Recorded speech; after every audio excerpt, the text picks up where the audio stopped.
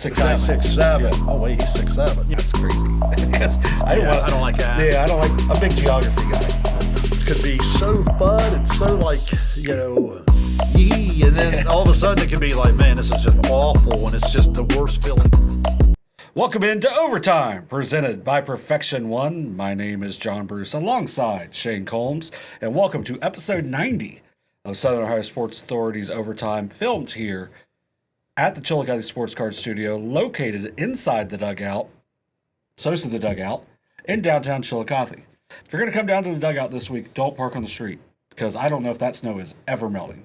Like, I drove down here, I think it was Thursday, and I was like, well, we're not parking there. Like, got to find elsewhere, which, usually if we're here, that the business next door is closed at that point, so it makes things a little easier. But, man, a little bit of snow your way? Yeah, it's been obviously a crazy week. First and foremost, I hope everybody's been safe and warm. Midweek, most people were able to at least get out and about. Mm-hmm. Obviously, school was not an option. It just wasn't. I know not everybody understands that, but this upcoming week, I think it's almost one of those where we'll probably try to force it. You hope everything is safe. A few days where maybe an inch or two of snow could still maybe be in the forecast. But obviously we're hoping to get back to some normalcy here with school. And then we did get a little basketball over the weekend, mm-hmm. and hopefully more to come this week. Yeah, we had a couple really good games that we had live stream here on SOSA. Not a ton of games around. So this episode is going to be a little kind of an outlier a little bit. It's going to be... I thought you were going to say shorter, because then you put the pressure on us. Can't guarantee that it'll be shorter. We can try to make it shorter, yeah. But we just did like 40 minutes of just talking before... that we'll probably still talk about on the show, but we can do that pretty well. So, as we said, this week we had a lot of snow, a lot of ice. Never got warmer, which did not help things at all either. So, I mean, there's a lot of things. Now, I have something on here that we're going to talk about, but I want to talk about something else before, and I haven't even talked about this. There's an announcement made Saturday, I think, maybe Friday, where New Shawnee State Sports Information Director Dewey Dailey, our Dewey, congrats to Dewey, that's awesome. Yeah, who I just cut out of the intro recently. So we obviously, if you've watched Overtime for the last 3 years, you've seen a lot of Dewey on here. He's been a huge part of what we've been able to do on this side of Southern Ohio Sports Authority, because obviously Derek and Brock and Raymond and all the different pieces that do the writing, the pictures. Those things have been there and been strong for a long time. But, Jacob Wise kind of got us going on the streaming, and then Dewey really has helped elevate it to another level, along with still working with Jacob as well. So, I mean, we appreciate everything he's done. We know he's still going to be around a little bit here and there. He's still calling Chillicothe Cavaliers basketball on the radio, so hopefully we can still get him for volleyball next year, and maybe awesome. A little bit of baseball this year as well. But we appreciate Dewey, what all he's done for us at SOSA, and I've known him since he was a freshman, and he won't love me saying this, but like he wasn't in the starting lineup one day in baseball, just took a nap on the bench, and I was like, man, this kid's going to be something. And then all of a sudden I think when his people found that out, he flipped the switch a little bit, and it was one of the hardest workers you're going to meet, and pretty awesome to see him get that opportunity. Yeah, I love him to death. I thoroughly enjoy working with him, as you said, on the volleyball side, baseball side. Had a chance to do some different things with him, and he's extremely talented, and that's a good get for Shawnee State there. He'll be really, really good at that particular thing. And, I'm excited for him. Wish him nothing but the best. Yeah, 100% agree with that. So he's one of our SOSA legends, I guess, quote unquote, if you would have any. So we appreciate Dewey and look forward to seeing him down there. I'll see him on Tuesday down there as they got a big one against Rio Grande on the men's and women's side. So next, we're going to jump to one of our really cool things. So, we're filming it here, located in the location, the SOSA the Dugout in downtown Chillicothe. Once again, it's, took a few days off because of the snow, just like can't get in safely. But it's been, I know this morning, had a couple people in, Had some more this afternoon. I know there's going to be in throughout the night as well. You might hear some tinging around in the background, which means some people are making some good contact. But it's a beautiful facility, and we look forward to getting a short piece of video out on that sooner rather than later, which I think will also be Dewey doing that as well. Well, from everything I've been able to see, it's been pretty steady business, and I think the feedback's been outstanding. And what's cool about it is you're getting kids all the way down from coach pitch, baseball, softball, all the way up to some of your high school, college, even adults coming in having some fun with it. It's a really neat facility, and it offers everything from if you're looking for just casual entertainment all the way to if you're really serious about your craft and want to get better with the season right around the corner. I know the weather wouldn't say that, right. But there's been plenty of days over my career where first day of what used to be pitchers, catchers, now just regular practice. There's been plenty of days where you wonder if you're going to have a snow day or if you're going to have baseball practice. So this is very normal for this time of year. But there's some. I noticed a lot of high school kids, baseball, softball, really gearing up for the season in there. Yeah, and it's just going to help a good bit. And then as you mentioned with some of the adults as well, they have the hit tracks system, so you can see how hard you're hitting, how far you're hitting, all of those different things. You can put your location on a different major league ballpark if you want. There's a lot of college stadiums. There's some minor league stadiums as well. It's just a really cool. It's a really cool system that is in there, and you have the regular TV if you just want to watch the game. I know they've had in the past Sundays they've had some NFL on there. Today some college basketball on the TV and so forth. So it's got that entertainment, or you can play your own music. Mm-hmm. Yep, 100%. There's a lot of different options in there to build your entertainment. There's also drinks, a nice bathroom facility as well. So there's different things. A lot of parking next door. It's just it's a really nice facility, and it's going to keep filling up. So if you're looking to fill a time, go to the SOSADugout.com. You can also go sosaohio.com/thedugout there. As we mentioned, the hit track system, they are having an adult short baseball tournament there. They just posted about it on the SOSA Dugout Facebook page, so look for that as well if you're interested in that. I know half of the spots are filled with that. Half of the Valentine's Day spots are filled as well. So I mean, it's some different opportunities. We got some instructors in as well, and I know there's going to be some big time high school coaches that are coming in the next couple of weeks to run some clinic stuff on Saturdays and Sundays as well. So yeah, real excited about it. Yeah, a lot of good stuff there. And then another really cool thing with SOSA this week as well will be the SOSA Basketball Classic, the first ever. I won't say first annual because that's wrong. And you don't want to guarantee that it's going to be an annual thing. Hopefully things go really well. Looking forward to it. Saturday down at Jackson High School. They've been great to work with. Waylon Massey's done an outstanding job of working. It's been him and Brock Netter have really, gotten a hold of this and have worked together on it to tightening up some things over the last couple of weeks, but it looks like it's going to be at least a pretty decent day.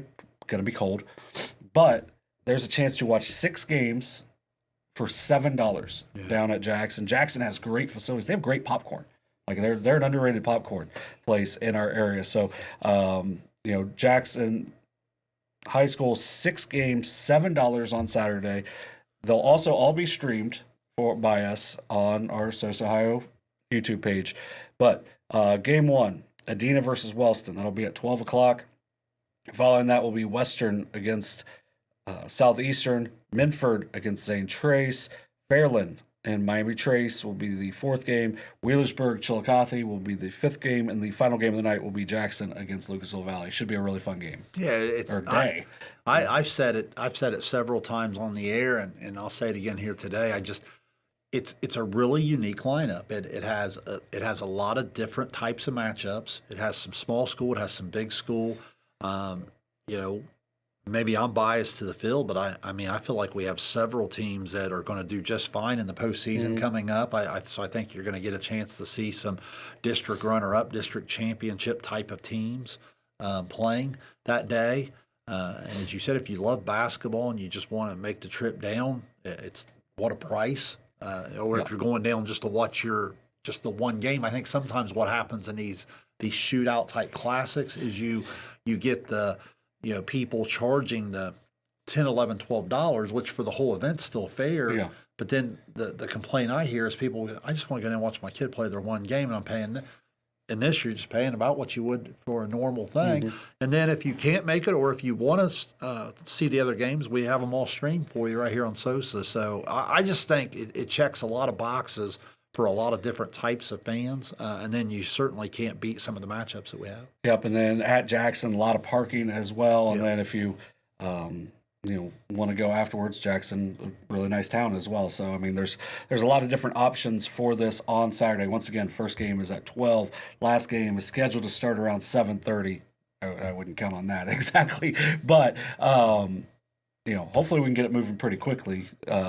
But first attempt for us, and hopefully things go well, and we'll adjust as we go on, hopefully in the future as well. But really looking forward to our first ever SOSA Basketball Classic on Saturday. Yeah, no question about it. Looking forward to being a part of it. Going to be involved in a lot of those calls, and I'm excited for it. And I'm also excited to hear the fan feedback. And as you said, as years go on, depending on what type of site we use or whatever, I have a feeling there's going to be a lot of people lined up to want to be a host for this type of thing. And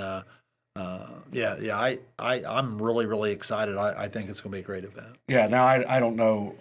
I haven't really talked about what we're looking at in the future, but my thought was, hey, why don't we highlight some of the best facilities in the area as well? So I mean, if we go, for me, almost like an all-star game type thing, I would like to see us go multiple places, or where we settle in at one place. No matter what, I think there are going to be a lot of opportunities in the future for them, and for whatever we try to do here at Southern Ohio Sports Authority. We just hope, highlighting the kids. Hopefully, it should be a really nice day. Just hoping for nice weather, because I mean, a couple of these shootouts and everything so far this year haven't been able to be played because of the weather. I mean, that's a lot of. It's a lot of I feel work. for those people. It's a lot of work, and then not to be able to pull it off that day. That's unfortunate. Yeah, so it's a lot of work, and we look forward to seeing everyone down there on Saturday. So let's move on to our first streaming game of the week this week. We weren't 100% sure on Friday if we were going to be able to get it in. I texted Unioto Athletic Director Matt Combs, you might know him, on Wednesday, just, hey, is there any chance you're going to play?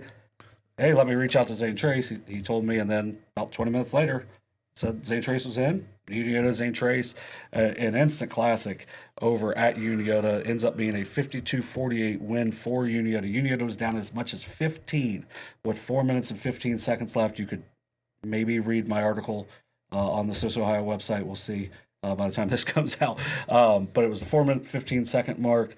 Zane Trace goes up 37-22. They went up 35-20. Then teams traded baskets, go up 37-22, and then Unioto just systematically made their way back into the game. And then ultimately, Jackson Zickfus makes two huge plays in about a 15-second span to tie the game and then give them the lead late.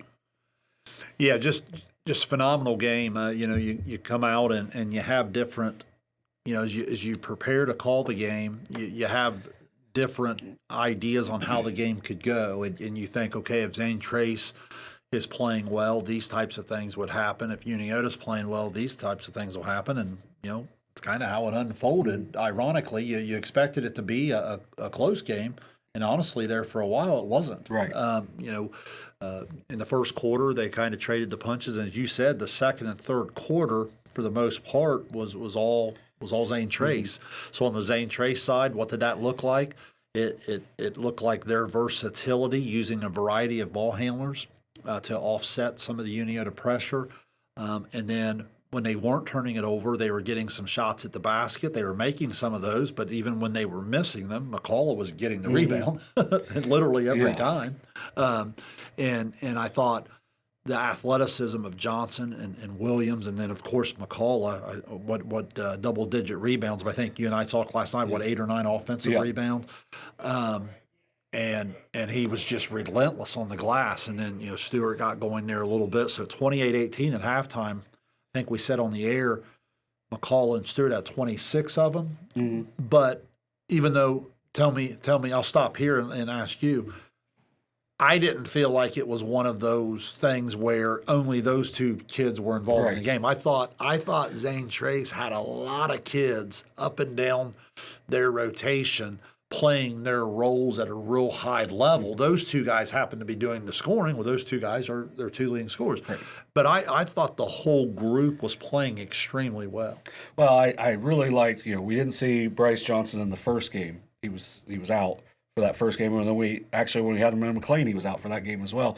You could see what all he brings to that team. Him and Hudson Williams are getting better and better every day. So I think. They were subbing in for each other throughout the game, but man, they bring some toughness, some super athleticism, and they both rebound at a high level as well. I think Lance Stevens gets better every night out.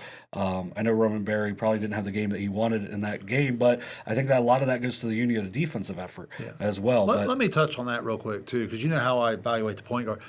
I wanted to give him some credit, and I don't know this for a fact, but I mean I'm just making an observation.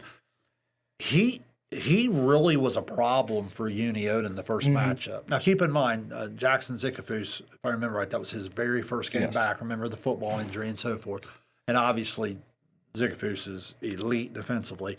But I thought what happens as a coach, or at least I think it does as a coach, is in that first round when someone hurts you as much as Barry hurt them, it starts to really take up a lot of your preparation time in terms of like, whoa, we can't let this happen again. How are we going to handle this case? So we're going to use an elite defender.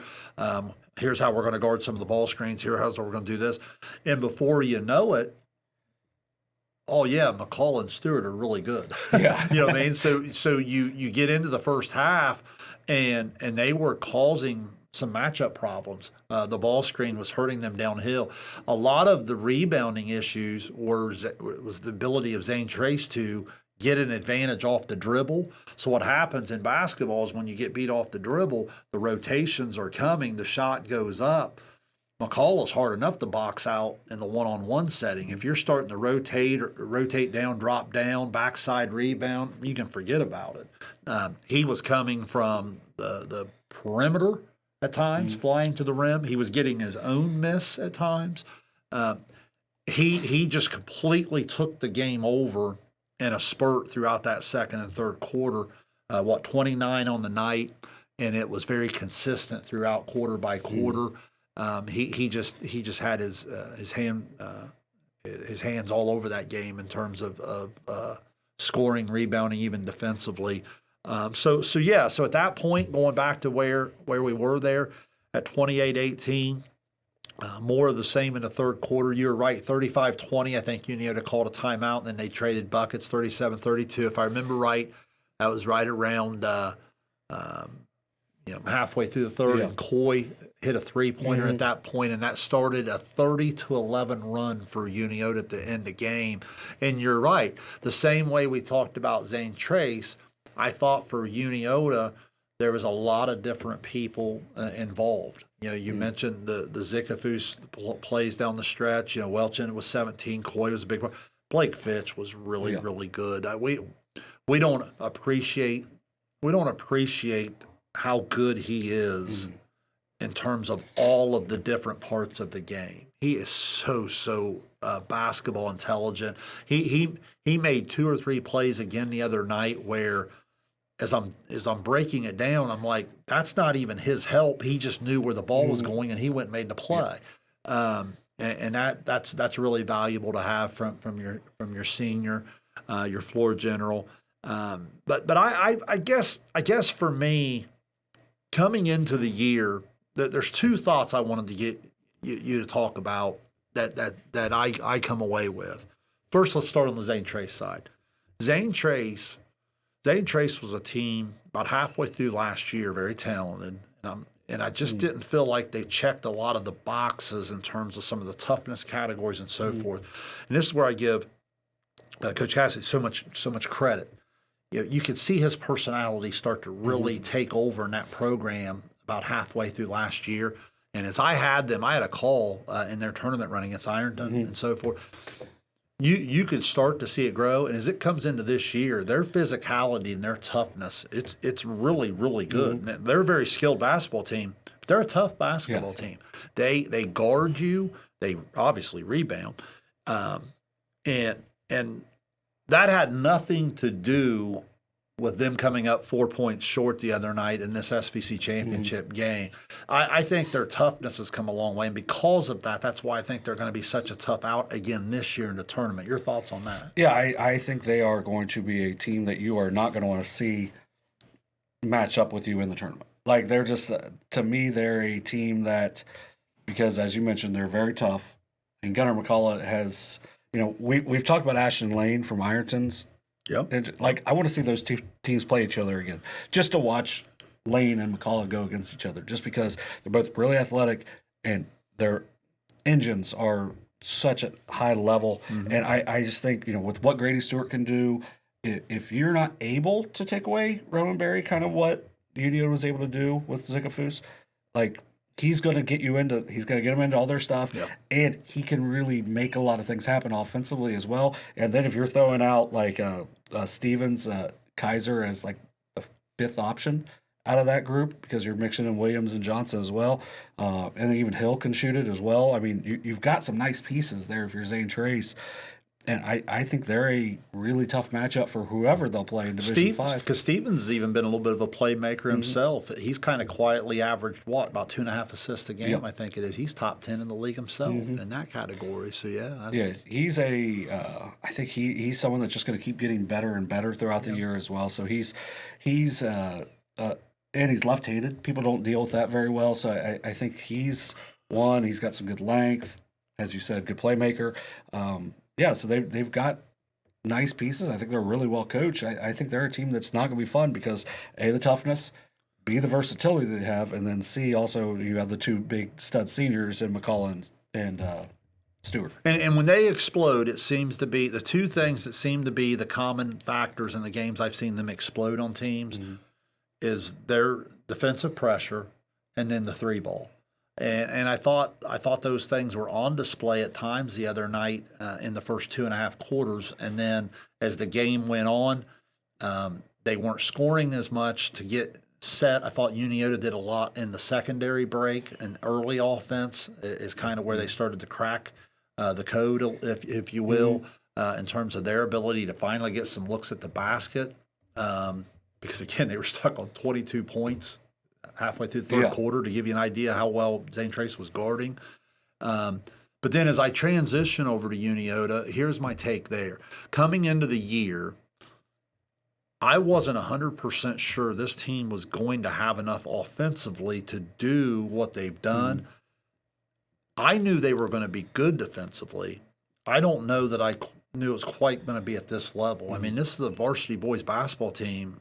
I think they're giving up 39 points a game. That's insane. And it's their depth defensively. We talk about depth sometimes in terms of, hey, this team has a lot of scorers. This team has a lot of shooters. We don't talk about that on the defensive end. Their depth and versatility on the defensive end is remarkable. We've talked about Zikafus. Well, then the versatility of Blake Fitch can guard 4 or 5 different positions on the floor. Welch and Kole have become really good defenders. Mitchell is a unique defender at his size because he can protect the rim, block some shots, about 7 rebounds a game. And that's just in the first 5. But then when they go to the bench, they may not get a ton of offense, but they get some really, really good defenders. I thought Patterson was really good defensively the other night. I thought that was his best game. He allowed some good ball pressure late in the game. He also knocked down a 3.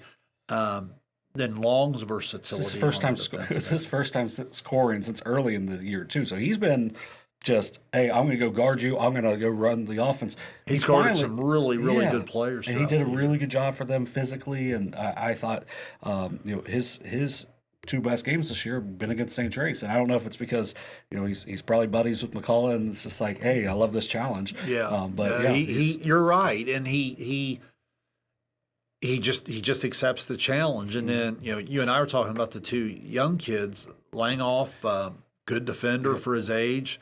He offensively took that JV game over the other night. I'm sure that doesn't break the hearts of Unioto fans seeing this young man who's is going to blossom into this big-time scorer over the next 3 years.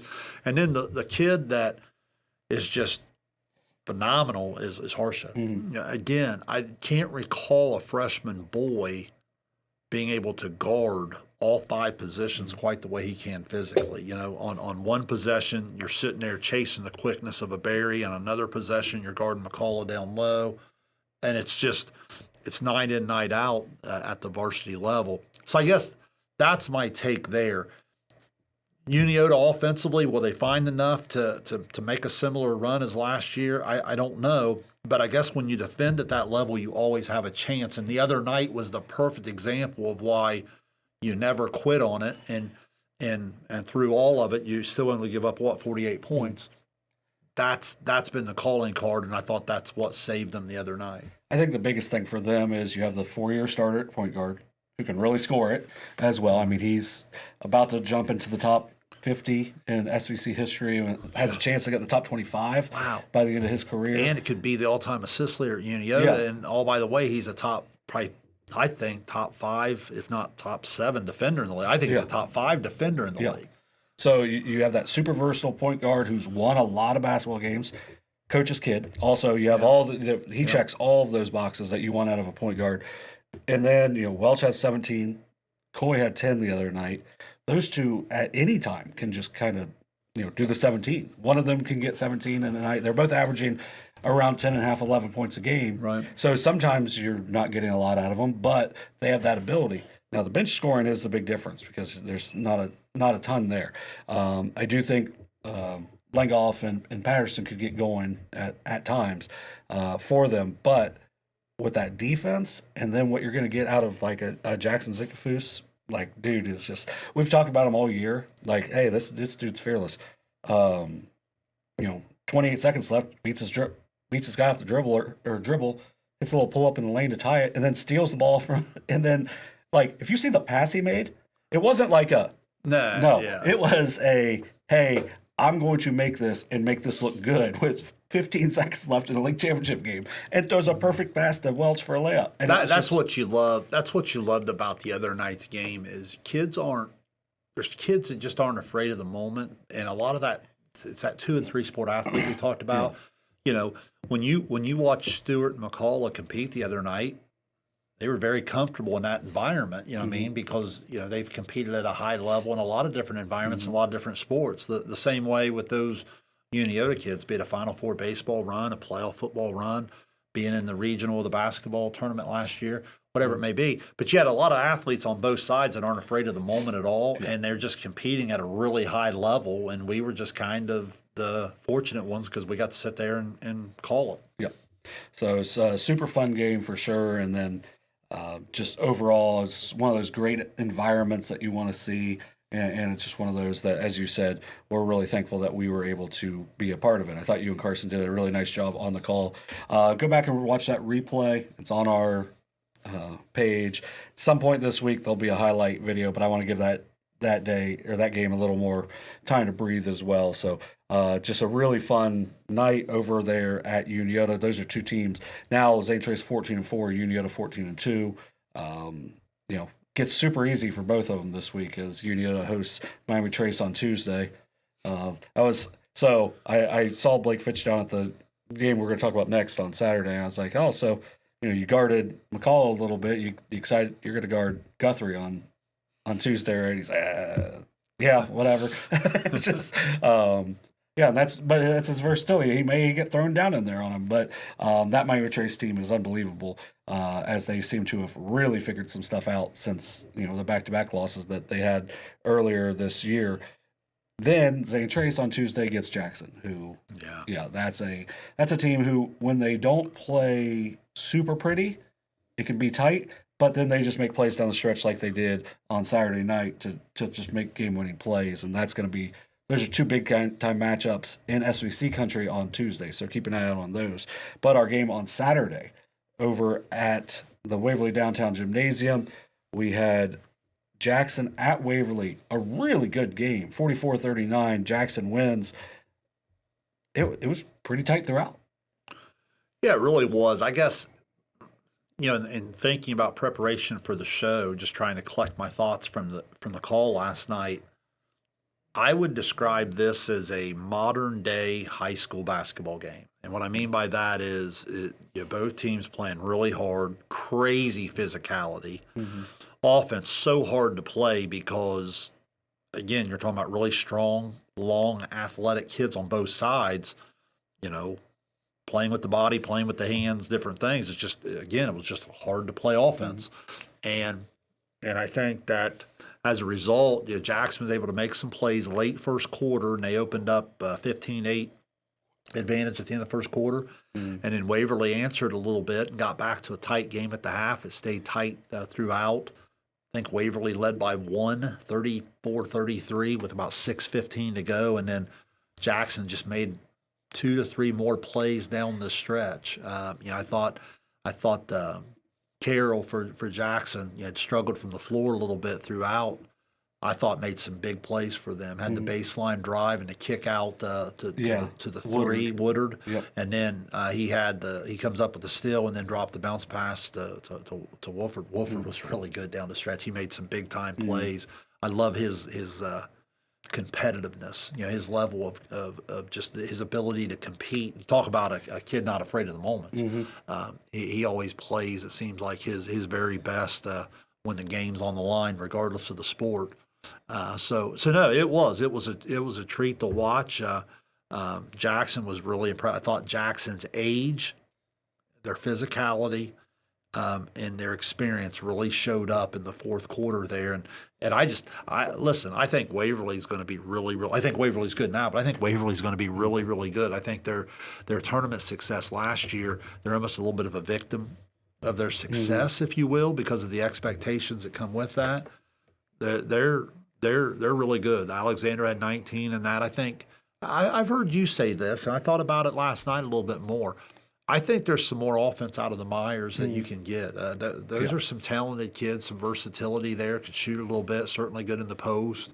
Russell's a good athlete. The loss of Tegan Hurt, man, that's a big loss.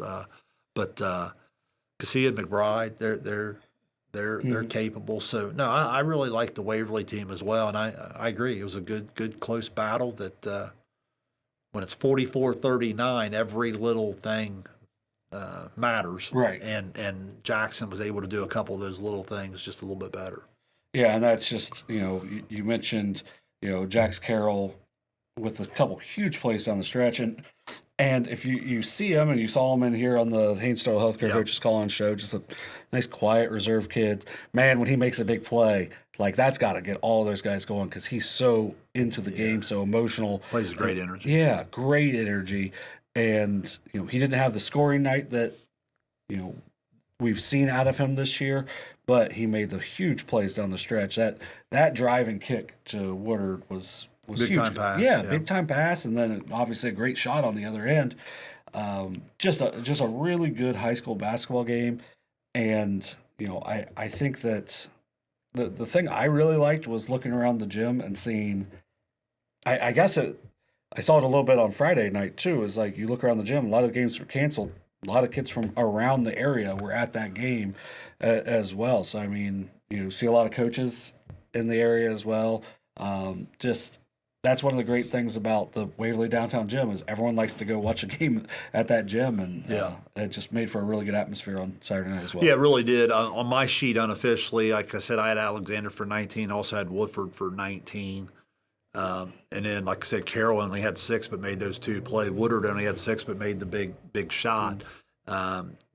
Jenkins had hit a 3 earlier in the game. Connor and Crabtree give good minutes for Jackson. So I saw both teams go about 7 deep, and again, all 7 guys are giving positive contributions within their role, and that's why, again, those are 2 teams that in their respective divisions this year, correct? I know Waverly had the upset of them last year. Yep. They're not even in the same division this year. Waverly's 4, Jackson's 3. So, again, we'll talk about that more as our overtime coverage moves through the winter, but that Jackson group, I kind of heard it in that show. And again, go back and watch that show if you haven't, where John had them in here in studio talking to them. Just incredible young men. You could tell that they're just a pleasure to coach. You could hear it in Coach Mar's voice, and that they got to feel like something was left on the table there from a year ago, and they're going to be awfully hungry down the stretch to get it. Yeah, and that was, if you haven't watched that episode, it was a couple weeks ago. It was actually our last episode before, I guess, when this comes out, we will have done an episode tonight as well. But the Hainstall Healthcare Coaches Call-In Show, we had all of the 8 rotation players for Jackson were in here, got to see the dugout, and then also we got to interview them as well before Snowmageddon hit last week, which, of course, kind of shook things up. But, man, I thought Cage Alexander last night was really good. Really good. I liked what you said about maybe they're a victim of that tournament success last year, because really the end of the year last year was not very good, and then they win They're still really young. Yeah, they're still really young. They win the 2 games in the tournament to get to the convo for the district final. And I think what was kind of going into that end of the season was kind of probably more of what you should have expected this year, which is probably around 500, and then kind of an explosion the last 2 years, because that's typically what happens. You don't see teams without seniors be really, really good very often. There's not very many sophomore guards that could have played in that game the way it was being officiated last night and get to the free throw line 10 times and score 19 points. Mm-hmm. I mean, I was thoroughly impressed with the way he played last night. Yeah, and then you add in Alexander, or not Alexander, he is Alexander. You add in Hurt next year, and that's just going to give them another option. I'm not sure how many games Hurt and Russell even were able to play together this year. McBride's just going to keep getting better and better. Cassie's going to get better and better. So, I mean, this team next year has a huge ceiling. And really, I think when a team's going to be matched up with them, probably in a district semifinal, isn't going to be real pumped about that, because that's going to be a team that's, And I appreciated calling it down on floor level last night. We've talked about this as coaches and scouting before. Yeah. A lot of times I watch a lot of film, study up for the call. Then a lot of times when you're calling, it might be from up top or some different things.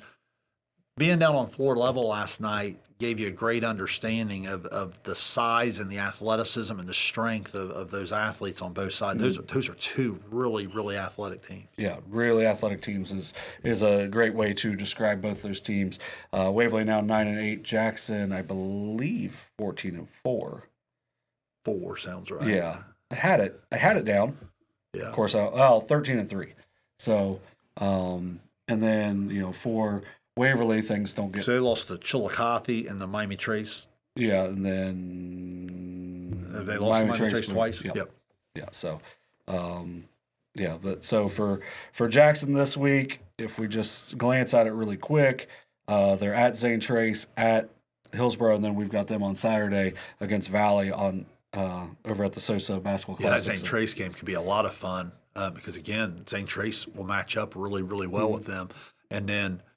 That Valley game's interesting in our big showcase because they're a team that likes to get out and go a little bit, and I think I would much rather play Jackson in the secondary break than I would to sit there and try to score against them in the quarter court. Yeah, I would not want to play against them in the quarter court at all. So for Waverly this week, they are at Valley on Tuesday and then at Minford on Friday. The week after, we'll actually have them on stream once again when they host Eastern Brown on the 10th over at the downtown gymnasium. And their schedule's brutal. Yeah, that's why when we get to the RPI here in about, I'm not going to say how long, but here in a few minutes, when we get to the RPI talk, you'll hear why they are probably going to have at least one home game. So because of that brutal schedule and getting them ready for the postseason. So next, let's jump over. Not very many standout performances this week just because of kind of the overall everything of the week.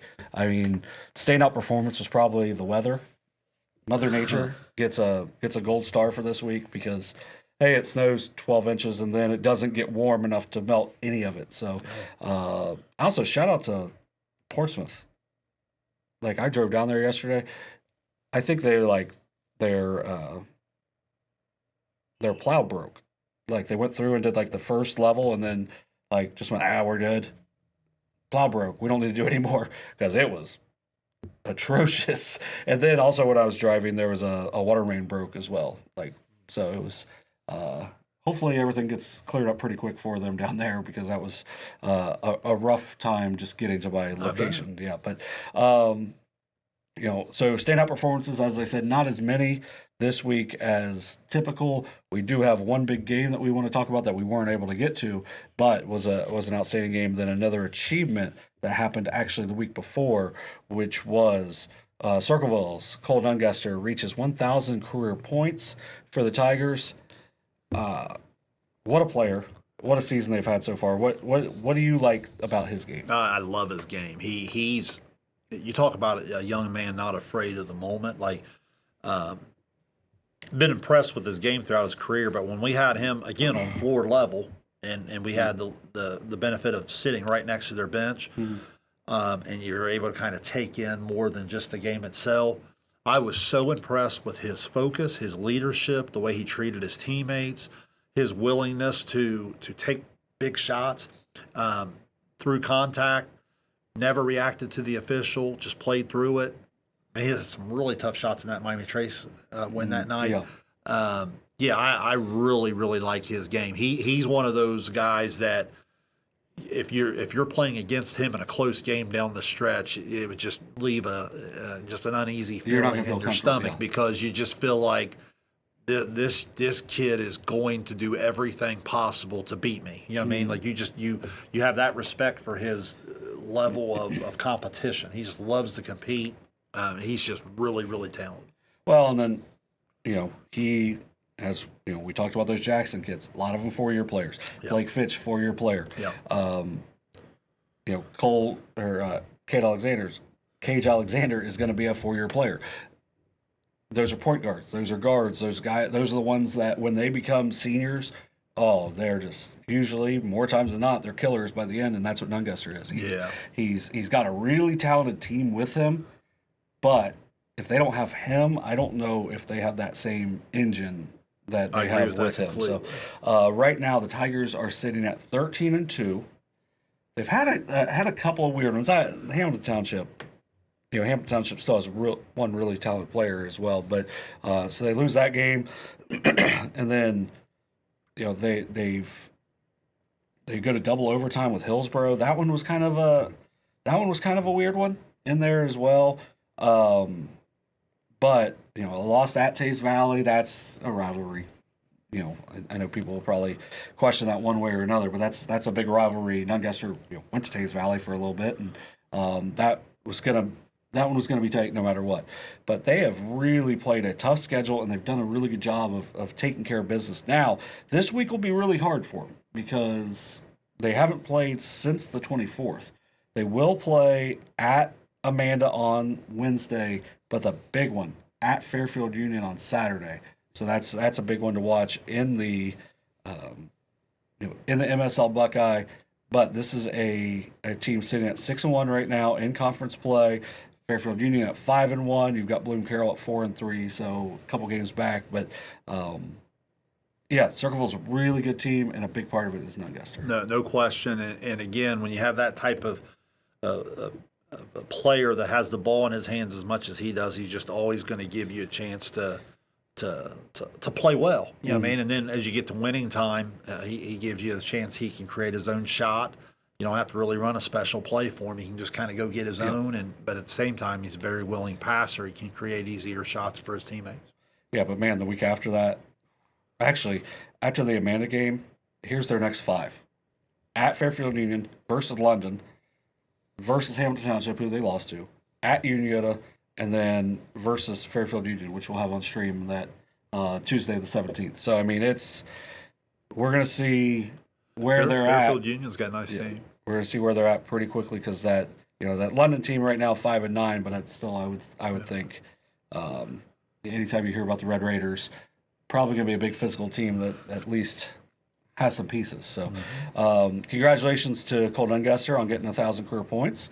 And then, one of the other games that we wanted to talk about this week was also over at Athens, which was Meigs with a 61-55 win over the Bulldogs. They were down 37-25 late in the third quarter. They closed the quarter on a 15-3 run to tie it going into the fourth, and then just Carson Davis, Colton Buechler completely took over Davis ended with 33 points in the game, most of that coming in the second half. Yeah, he's so good. I mean, we had a chance to call his game earlier in the year, and we've been watching his game evolve over the course of his career. Talk about it again, a kid that can just get a shot whenever he wants it. Meigs back up top on the TVC Ohio, controlling their own fate now as they're one game clear of Wellston. They've already knocked off Wellston twice, I believe. So total control of where they stand there at the top. And again, when you have a player like that leading the way, boy, is offense easier to play. You just don't go through a lot of the droughts because he can just go get you one whenever he needs to. Yeah, Buechler with 15 in that game as well. Now, they do play at Vinton County this week. Vinton County is their one league loss now. In that game, Buechler did not play. So that could be the difference maker the second time around. But for Meigs, it looks like they're inching closer to another TVC Ohio championship. And the big thing with them, not a lot of depth. Just, they played 6 guys when we had them against Westfall, and the 6 barely played at all. So, I mean, it was like it was mostly because of foul trouble. But those 5 that play, for the most part, pretty darn good players. Very good. And then, we've been talking about TVC Ohio. We've been mentioning Athens was a team that we thought in the next year. This game kind of tells you, like, well, hold on, not so fast. Maybe this year. They late in the year could be a really dangerous team. Yeah, Colin Chapman had 19 in the game. He's only a sophomore. The problem for them is going to be in that Division III. I agree. They're going to be in that Division III, so it's going to be really difficult for them. But again, a game like this and a game into the tournament, you may not win. Maybe you just compete or what.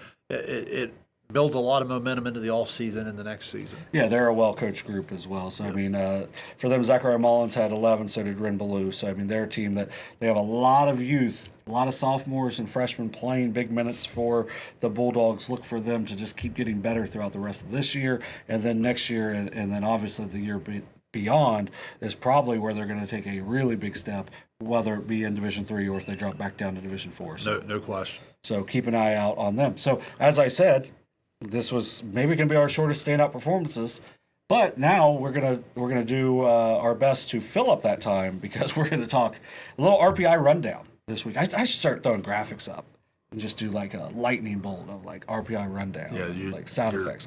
I can sit and talk sports with you. Now you're talking over my head when you start talking about graphics. I am not going to do that. Like I thought about editing something last week, and I was just like.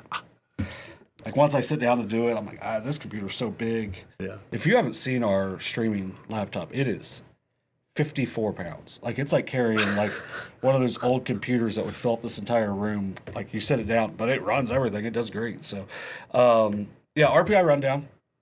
We're going to talk a little bit about where we're going to go through each division. We're going to do it on the boys and girls side. Girls side will probably be a little more in-depth because their tournament draw is next weekend.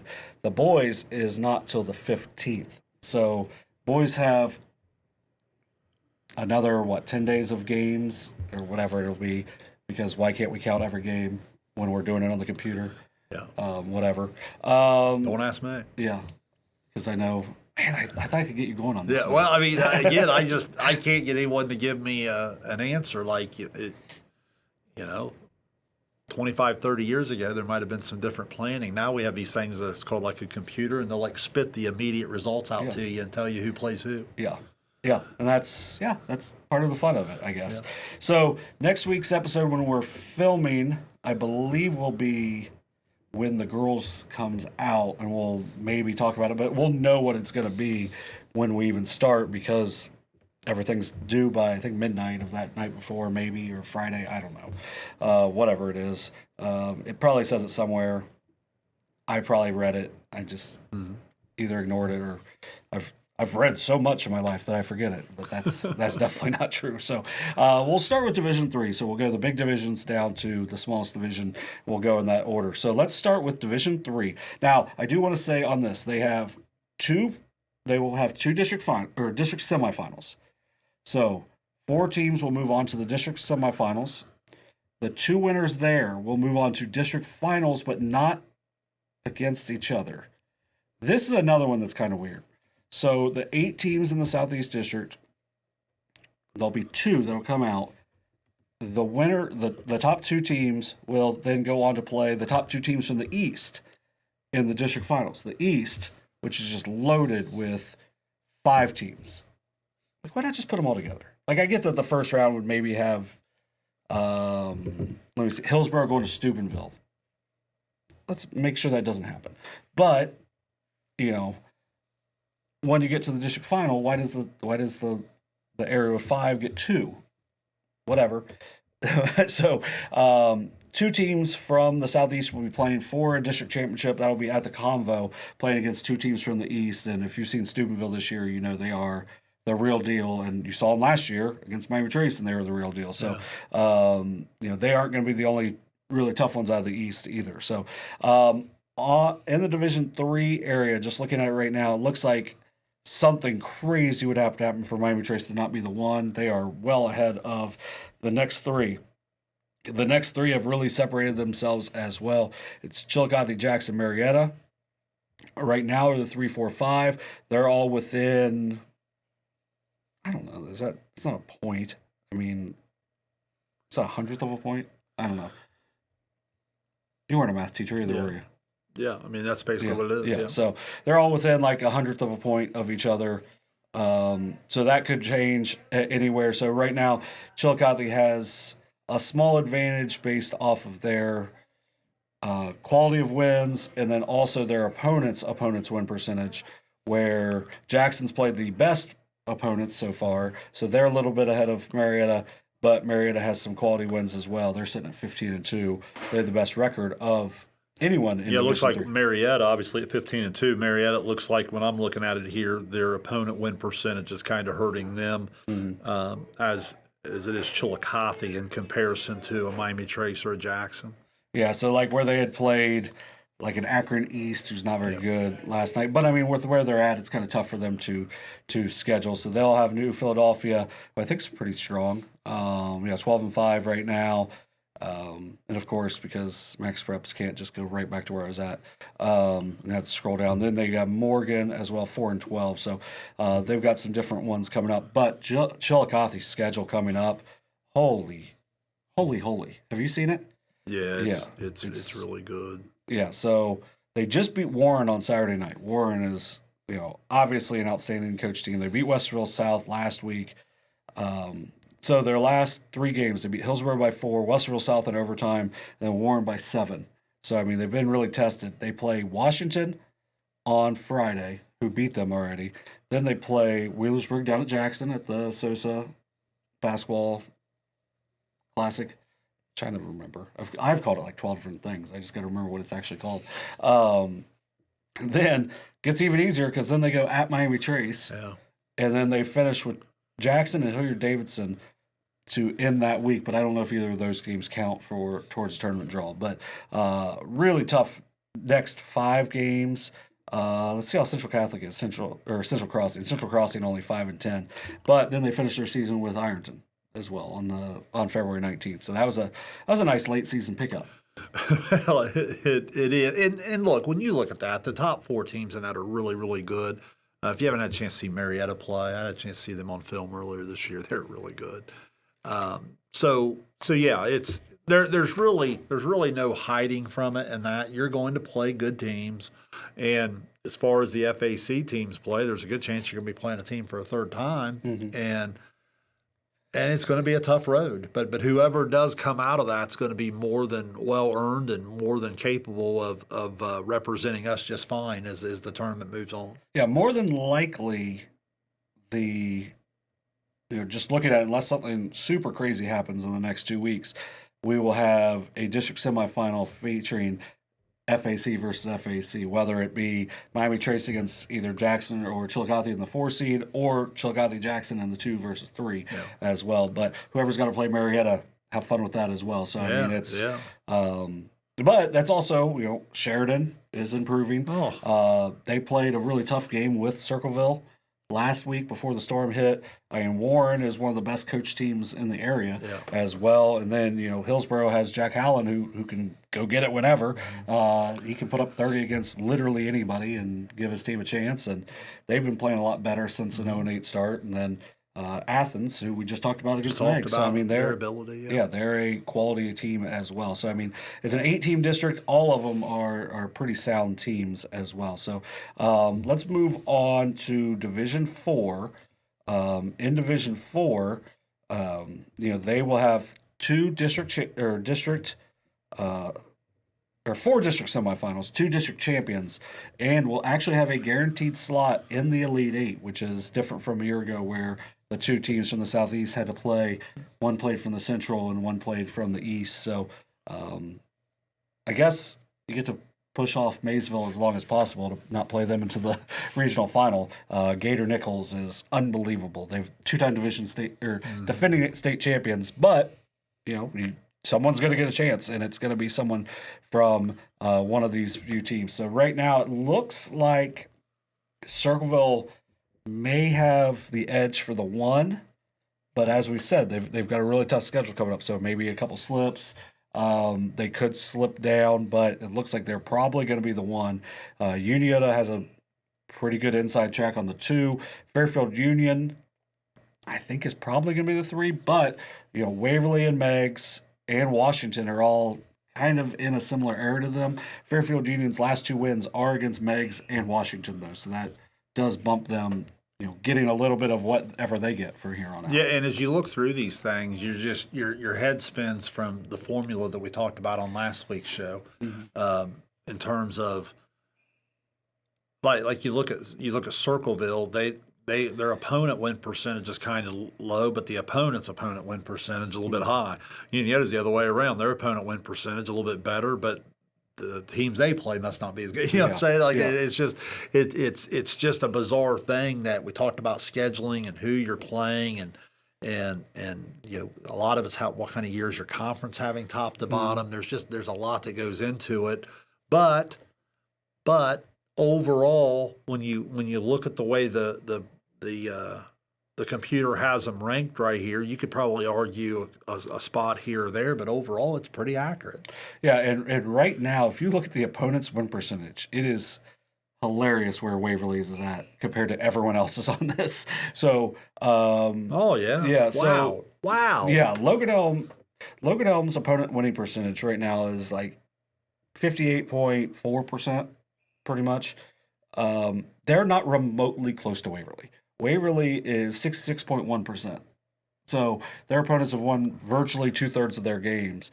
And then I think, Greenfield at like 54.5%. So, I mean, it's not close where Waverly's opponents are compared to everyone else's. So you're going to see their win percentages dropping. They haven't beat a lot of very good teams. Right. But, man, they've played some really tough opponents throughout the year. I mean, obviously, I would say their best win is probably the Wheelersburg game. Fisher Catholic, Gaia, both are decent teams that maybe aren't having the season that they would have expected. But, when they go out, play that Wheeling Central Catholic team, only lose by 10, more or less on a road game because they go 2.5 hours. Wheeling Central Catholic comes half hour, maybe. Yeah. Only lose that game by 10. You could just see some really good things are starting to happen for them. Things have gotten a little tougher for them down the stretch, but they've lost 4 out of 5. But that one win being over Wheelersburg, I think shows that no one's going to really want to play them because Cage Alexander can go get it whenever. But then they may have to play like a Meigs to get to a district final. So that would be a rematch. That was a 3-point win for Waverly earlier this year. And then Washington has Noah Haithcock. Not fun to play against. They're very senior heavy. A good win over Chillicothe. Logan Elm, and then of course you have Gaia. I mean, Gaia's got some really nice pieces. They've dealt with some injuries throughout the season. I just think they're a team that whoever the 1 seed isn't going to be amped up to play. When that's if they beat Benton County. Exactly. Yeah. So McClain's got a really good shooter. Playing a really tough conference. I mean, they're going to be a team that you can't really sleep on. Westfall's got a 1,000-point scorer. New Lex has some players that played last year in the regionals. I mean, and play in a really tough conference as well. So, I mean, it's just Division 4 is going to be a gauntlet no matter what. But whenever you go to a gauntlet, I think you're going to jump down to Division 5 because let's jump to Division 5 real quick. This is a group that is 4 district semifinals, 2 district champions, and a guaranteed slot in the Elite Eight. Very similar to Division 4 in that aspect. But in Division 5 right now, I would say probably the three that have separated themselves: Chesapeake, Ironton, Wheelersburg. Chesapeake and Ironton did the nice strategic rescheduling of their game for after the draw to decide their league championship game. But right now, I mean, those are probably the top three, with Eastern Brown is hovering in there at the 4. They're not very far away from possibly breaking into the top 3. But man, you don't want to see Eastern Brown either. Those are going to be your top 4. Like, no matter what, that's going to be your top 4. Zane Trace right now sits at the 5. Once again, I don't want to play Zane Trace if I'm really anyone else. Like, there's been other years where that, like, Zane Trace has been, there's some things you could see with them that, like, oh, I could see how, they're beatable. Obviously, you can see how they're beatable this year with the 4 losses, but they're also a team where you're like, man, that's not a fun matchup.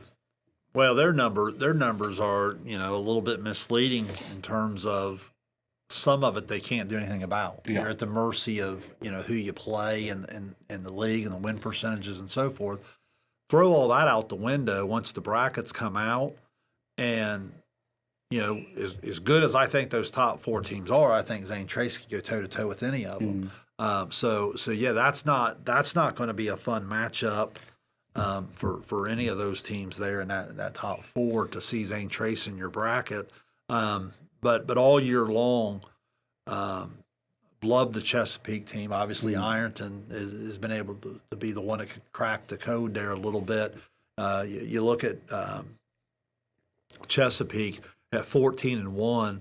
They've scored less than 60 points twice. I mean, so like they're a team that can really, really go score the basketball, and they can guard you with great versatility and athleticism. Yeah, they're a team, with Max Kazee, one of the best players in the Southeast District, if not the best player. And they've got some outstanding pieces for them.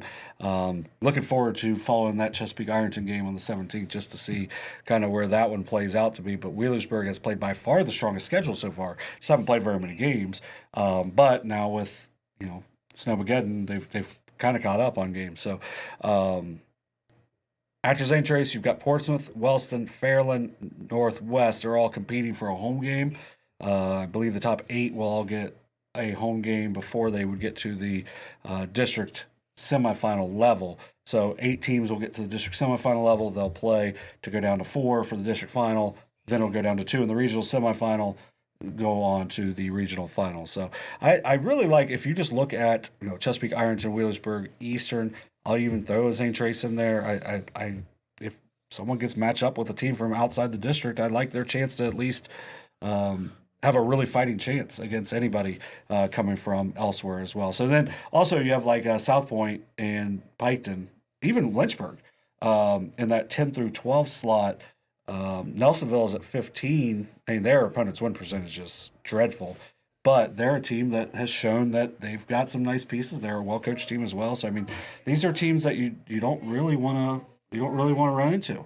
So I agree. Piketon's a 500 basketball team. They have a win over Wellston this year. So again, capable. That's the whole thing. Is as good as we say those top 4 or 5 teams are.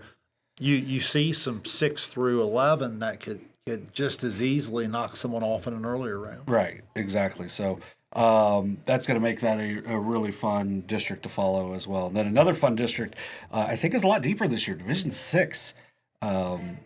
Once again, similar to the last 2, they'll have 4 district semifinals and then 2 district champions and a guaranteed slot in the Elite 8. So the Southeast will have at least 3 teams in the regional final guaranteed this year. So I mean, that's exciting. Hopefully all 3 can break through, and then maybe somebody else in one of the other divisions as well. But right now the top 2 teams, the top 2 seeds, are going to be Peebles and Valley. Like, it's not remotely close between them and the 3.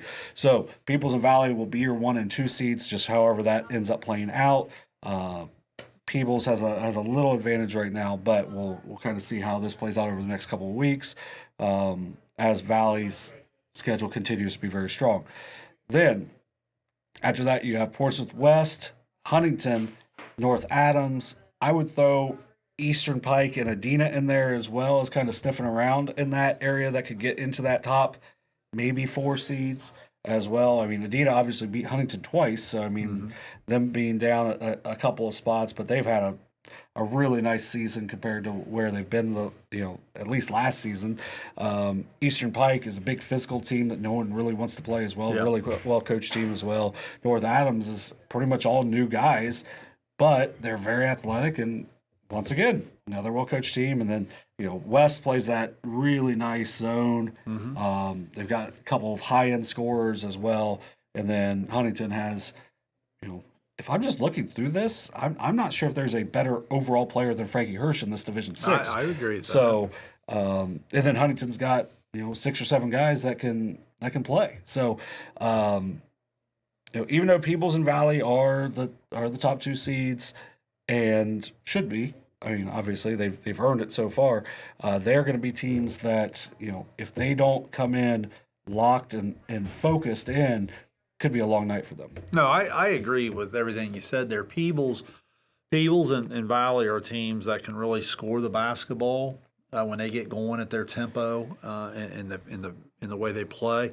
But I see some styles that are very, very dangerous come tournament time. I like what you said there about Eastern and the athletes that they have, the improvements they've made throughout. Adina, I like what you said there. There's just enough teams that would just be danger stylistically in terms of who they're going to play and how they're going to play against them that can make for some really intriguing matchups there in D6. Well, and then you also have like a Sons Valley team, very sophomore heavy, but man, Bronx Carpenter can really fill it up. They can really score the basketball, sometimes not great defensively, but they can really score it at times. They beat a really good Northwest team already this year, so they've got a couple good wins. Waterford's starting to play well. Southeastern playing a lot better throughout. Rock Hill's got some good guards. Eastern Meigs is, a team with a 1,000-point scorer. The Hawking doesn't get a lot of love, but I mean the Hawking's a very solid basketball conference, and that's just going to make things really interesting overall. I mean, obviously Payne Valley, Ripley at the bottom, but that's it does to me. It does say a lot on how this is, where Ripley does have a win and is not. And is behind Payne Valley on this, so that's the kind of scheduling on that. So that'll be it for Division 6. So then we'll jump over to our final one, Division 7. So Division 7 has 4 district semifinals, 2 district champions, but they will go on to different sides. So one will play a team from the East, one will play a team from the Central. I believe that's at Ohio Dominican. Which would be in the regional semifinals. So no guarantee there, but I like the teams that we've got in that. Once again, this feels like 2 have really separated themselves. Now South Webster's sitting at the 3. I was going to say South Webster is the one that jumped off the screen at me right there when I noticed they were in the 3 hole. Certainly love those teams up top there. Fairfield has incredible guard play. I know. Racine has a terrific player, but South Webster, they're a team that seems to save their best for tourney time in a lot of sports they play, and I could see them being a really dangerous team in this bracket. Yeah, their opponent win percentage kind of throws me off because it's a lot lower than I would have expected on that, but. Because of what they play in league and some of the teams you see that they do play. So Fairfield and Southern are the top 2 teams in that right now. South Webster are kind of hanging around in that 3rd spot. Notre Dame not very far behind them, and then Greene is substantially further back. The gap seems to be there between 4 and 5. But for Greene, like Jonathan Knapp scored his 1,000th point at the end of last year. And then Manchester, who's at the 6, Parker Hayslip just recently scored his 1,000th point. So, I mean, they've got some really high-end scorers. White Oak, who can really score the basketball, has some nice players. They haven't had a lot of wins, but they're a team that you really don't want to be seeing around. And South Gallia, the Stowers kid hit 10 threes in a game last year as a freshman. I mean, I don't want to see them. And then, obviously, Clay getting better and better. It's just there's a lot of depth there. Now, you are going to have, with the even number, it does make it kind of tough where, like, some of those divisions where there's, like, 18 teams, like the 15 and 16, 17, 18 will have a chance to win in that first round. more than likely not going to happen here. Now, I guess the good thing, the travel doesn't look that horrible. I mean, because this is the division where it could really be bad. Now, like, South Gallia going to White Oak for a first-round game, not great, but that's different from, like, Belpre going to White Oak for baseball, things like that. So this is the division where it could be really, you could get some crazy ones. Yeah. Yep. But we'll kind of see on that. There's going to be a chance to get a couple teams maybe in the regional final, which would be great if we could get a matchup in the regional final. You're going to have some really good coaches, and then, as you mentioned, really good guards from Fairfield. Southern's got one of the top players in Reed Branniger, if not the top player in Division 7. Brody Smith, Hunter Bernard, Bryson McClintock all have something to say about that. But then Notre Dame's got some really nice pieces. And as I said, Green and Manchester have some really high-end players as well. So Notre Dame's a nice team. Green's capable, but when I look at those top 2 spots, I think the 1 seed's really important in this particular division, because the 2 seed, the way it sits now, would have to come through the South Webster game. Avoiding them and letting the other one beat up on each other, so to speak, that would be. So I think the 1 seed, a lot of times the 1 or the 2 doesn't make a lot of difference. Here, I think it does. Yeah, I would agree with that completely. So because it does give you, and I think last year was similar. I think it was that way last year where, I think Notre Dame was able to get on the opposite side of South Webster, so they got to a regional final, and then they had a shot at the end of the game to maybe get to maybe get to a state championship or state semifinal game. So I mean, if you get a nice setup, you had to beat everyone anyway. But if you can get a setup and kind of push things back, that's not always true. I hear people say that. No, if this team over here beats them, I don't have to. Exactly. You know what I'm saying? Like, somebody else can do your dirty work for you. But that'll be all for the boys' side on that. Now we do have a couple things. Like, we're not going to go real in depth on any of our games to watch this week. But here are some of the big ones to watch in our area as well. So Miami Trace at Unioto on Tuesday. Just give me a quick thought on this one. Well, the scoring and the tempo jumps out at me here, because as I said earlier when we talked about Unioto's a 14-2 team, but they've only scored over 52.7 times. Take Miami Trace and compare that. They've never scored less than 52 in their 15 games. Yeah. Think about that a second. They score 62 a game. So, Unioto wants to pressure and guard or whatever, but, like, are you going to get the game going up and down against a team that statistically you can't score as much as they do, but at the same time, are you dying just to play in the half court and guard Guthrie in the quarter court all night? So there's going to be a real tricky dynamic to tempo and picking spots there on terms of how that game's going to get played. Yeah, and that was last year there was times where Unio started to speed it up a little bit, and then they just gave Guthrie the ball and he brought it up. I mean, it's like, oh, okay. Right. What do you do with that 6'8" dude that can dribble behind his back, cross you over, and he's not going to charge? Like, that's the most impressive thing to me about him. Then another one on Tuesday, Jackson at Zane Trace. That one should be a fun one. Love this one. Can't wait to watch it. I think Zane Trace matches up well with the physicality, with the guard play.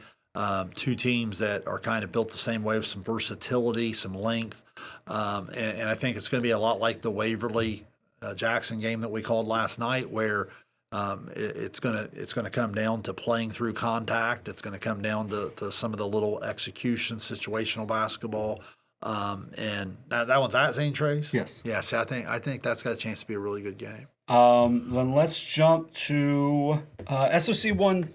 More or less championship game. Notre Dame at Green. Notre Dame won on a tip-in in their previous matchup. As we mentioned, John Knapp, really outstanding player for Green. Well, it's going to tell us a lot about the bracket we just looked at, right? We're talking about teams in the middle there that are really dangerous. I think these 2 teams would qualify as that. So still time to maybe move your win percentage and some different things up the ladder there to improve your seed. And then obviously with what's at stake in terms of conference play, I think that speaks for itself. Logan Elm at Washington. That's another one. This could be a seeding game. No question. Again, two teams that have had a lot of guys play a lot of varsity basketball, experienced groups. Logan Elm can really shoot that 3 ball. They can break you down. Courthouse has some length, has some athleticism. that's a really interesting matchup in terms of those two teams guarding one another. Yeah, should be outstanding. Chesapeake at Fairland is also on Tuesday. Like, just rolling, like, Tuesdays.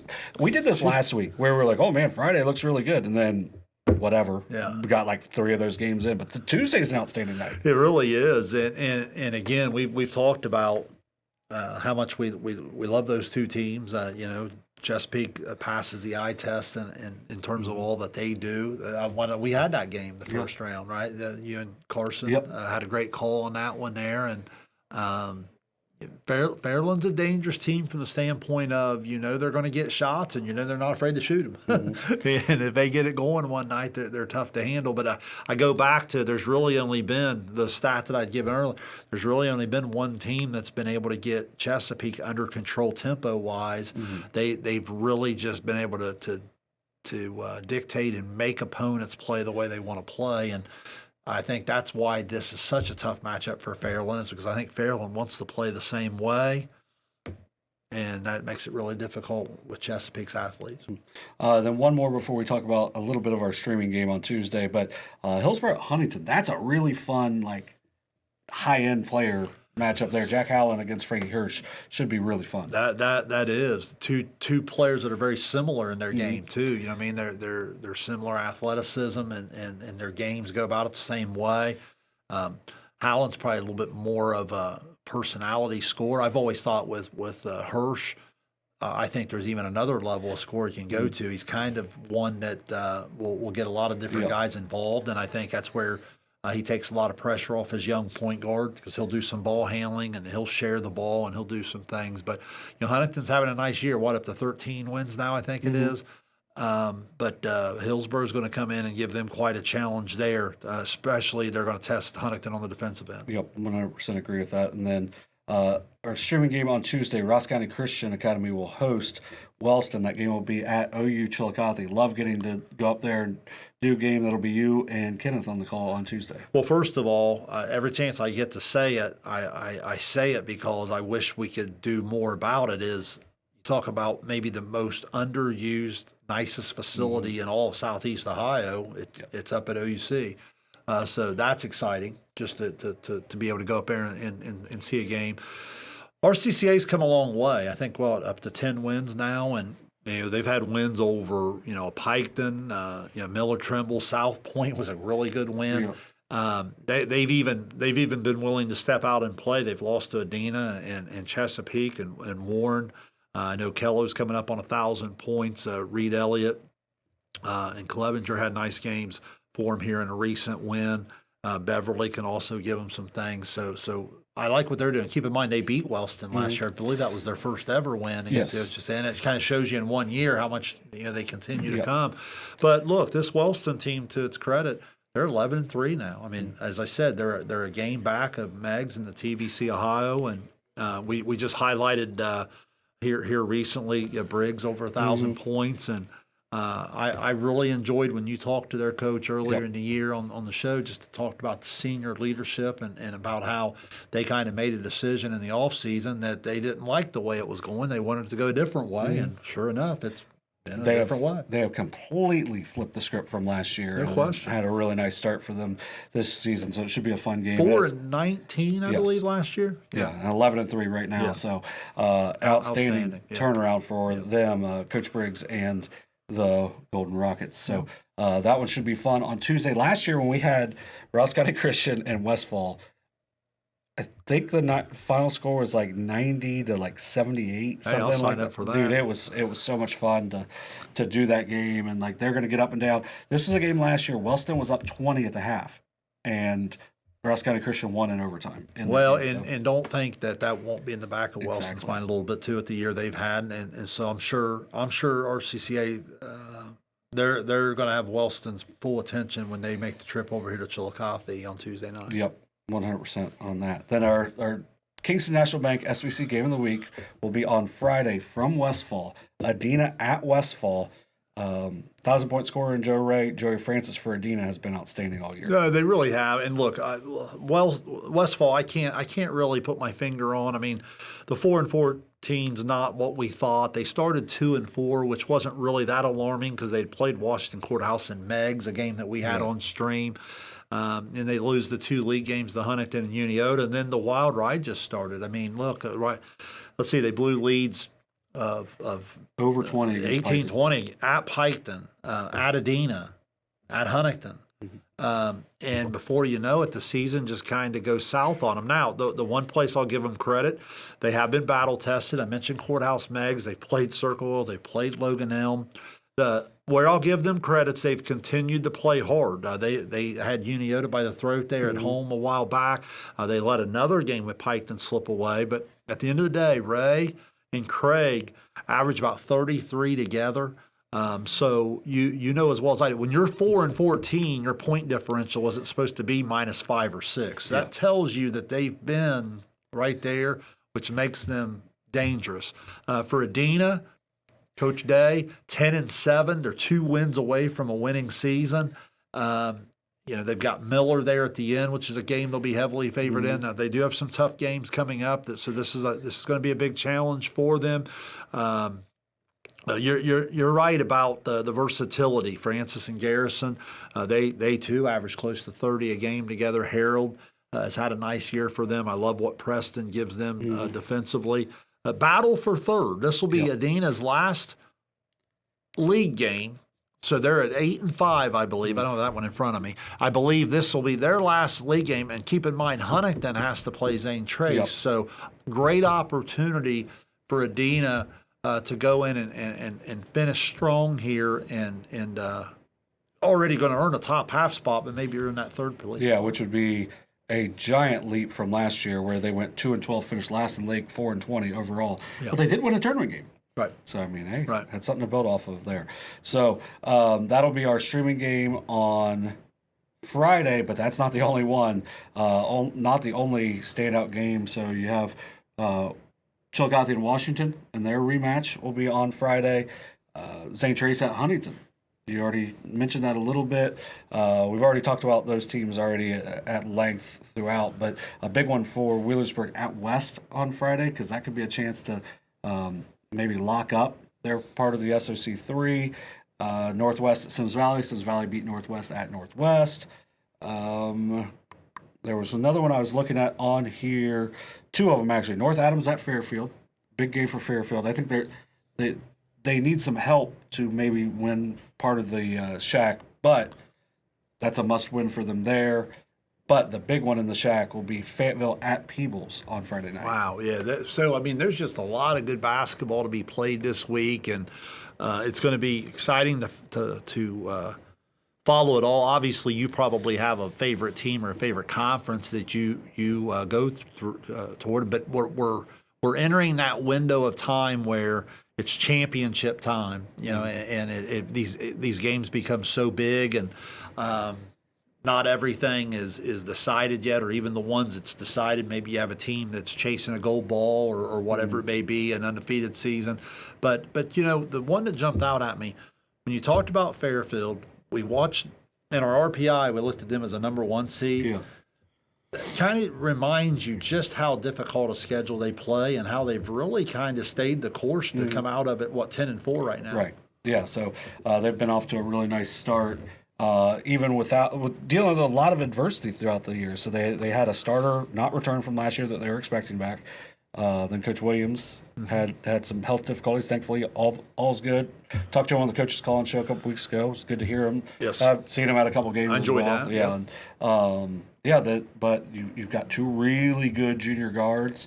The third junior guard's kind of coming along. You have really 2 seniors in the starting lineup. One of them is they're big. They don't have a whole lot of depth, but the depth's been getting better for them, and that's the key. You got to be able to guard without fouling, but then there's just no way around it. 6 through 8. By this point in the year, we talked about like Unioto earlier. We talked about Zane Trace's depth earlier. We've talked about Eastern Brown throughout the year. We've talked about Peebles and their depth. At this point in the year, you've got to get to a point where role identification and role execution is at an all-time high, and it may only be 2 minutes, 3 minutes, 4 minutes a night, But those minutes that someone can come in and give you can be the difference between winning and losing. Yep, completely agree with you on that. So, and then Saturday, obviously, we're going to go over it one more time. The SOSA Basketball Classic Saturday at Jackson.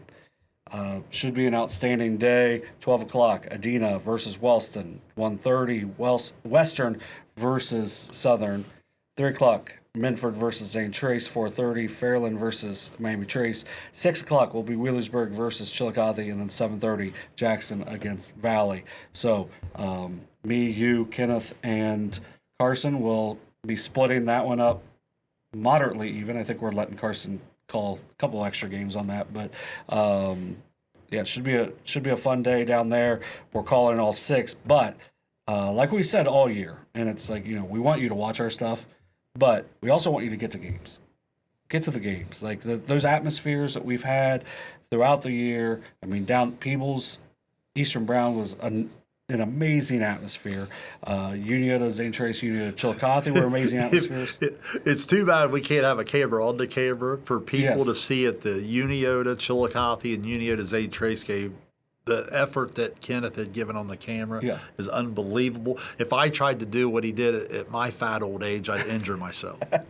Yeah, he's done really well. I don't know if he's got a whole lot of years left of being athletic enough to do it, but he's still not 21 yet, so he's still Oh, to be young. Yeah, so he's able to do it and do it at a high level for us. So we appreciate everything that Kenneth has been able to do for us over the last 3 years at SOSA, and then Carson for the last 4 years. So I think at least one of them might not be with us after this year as well. So we'll kind of see. I think we'll probably have Kenneth for another year. We'll see, but we appreciate those guys much. Yeah. Makes it easy for what we do, which is look pretty and talk. So which we obviously can do here as well. Yeah. So going through those games, $7 gets you an entire day. You can get 6 games for $7. You can get 1 game for $7, whatever you want to go to. But more than likely, if you're going to another game, it's a lot of leagues are charging $7 at this point, so you can get 1 game for the $7. I know a couple different places did. I think the Buckeye Elite Showcase did it like one day for $8, and I'm like, that's an amazing price. The $7 that was one of the really big selling points we had, was like, hey, we're going to make it to where anyone can come when they want to for this. Jackson's got a great facility, tons of parking as well. Should be a pretty decent day, probably cold, but they've got good concessions as well. So make sure you get down to Jackson for the SOSA Basketball Classic on Saturday. Streamed here, but only $7 for the entire day. Once again, the lineup is starting at noon: Adina versus Wellston, Western versus Southeastern, Minford versus St. Trace, Fairland versus Miami Trace, Wheelersburg versus Chillicothe, and then finishing the night, Jackson versus Valley. Should be a great day overall down in the Apple City. I think you could have 3 teams easily find themselves in the regional, probably double that into a district championship level of tournament. So I mean, I'm excited to call that. That's some really good basketball. Well, then even like that Minford team who's going to come in with not a very good record has, they've played a tough schedule throughout. They've competed pretty well in a majority of those games. They got a lot of athletic kids out, and they're not. That's a rematch of a year ago, correct? District final last year, yeah. So should be a really fun game full of days down at Jackson. So let's jump over to girls basketball. With the girls basketball side, once again, not a ton this week because of the weather, but a huge game happened on Saturday. Hillsboro with a 53-48 win over McClain. Doesn't fully guarantee a tie for the FAC. Gives them both a nice inside track for it, though. It does. And listen, we even late into the week had looked into doing this game, and we just, staffing-wise, just didn't quite have the ability to do it because we'd already committed to being at Waverly for the Jackson-Waverly boys game that night.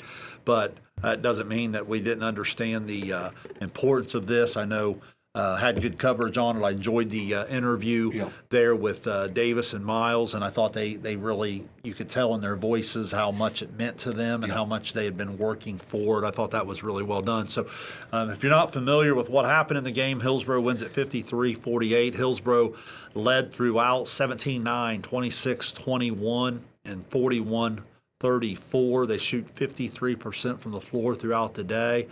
The two teams are now tied at 8-1. Hillsboro will play at Jackson on February 12th to try to finish off their share, at least a share. Not a long wait. Yeah.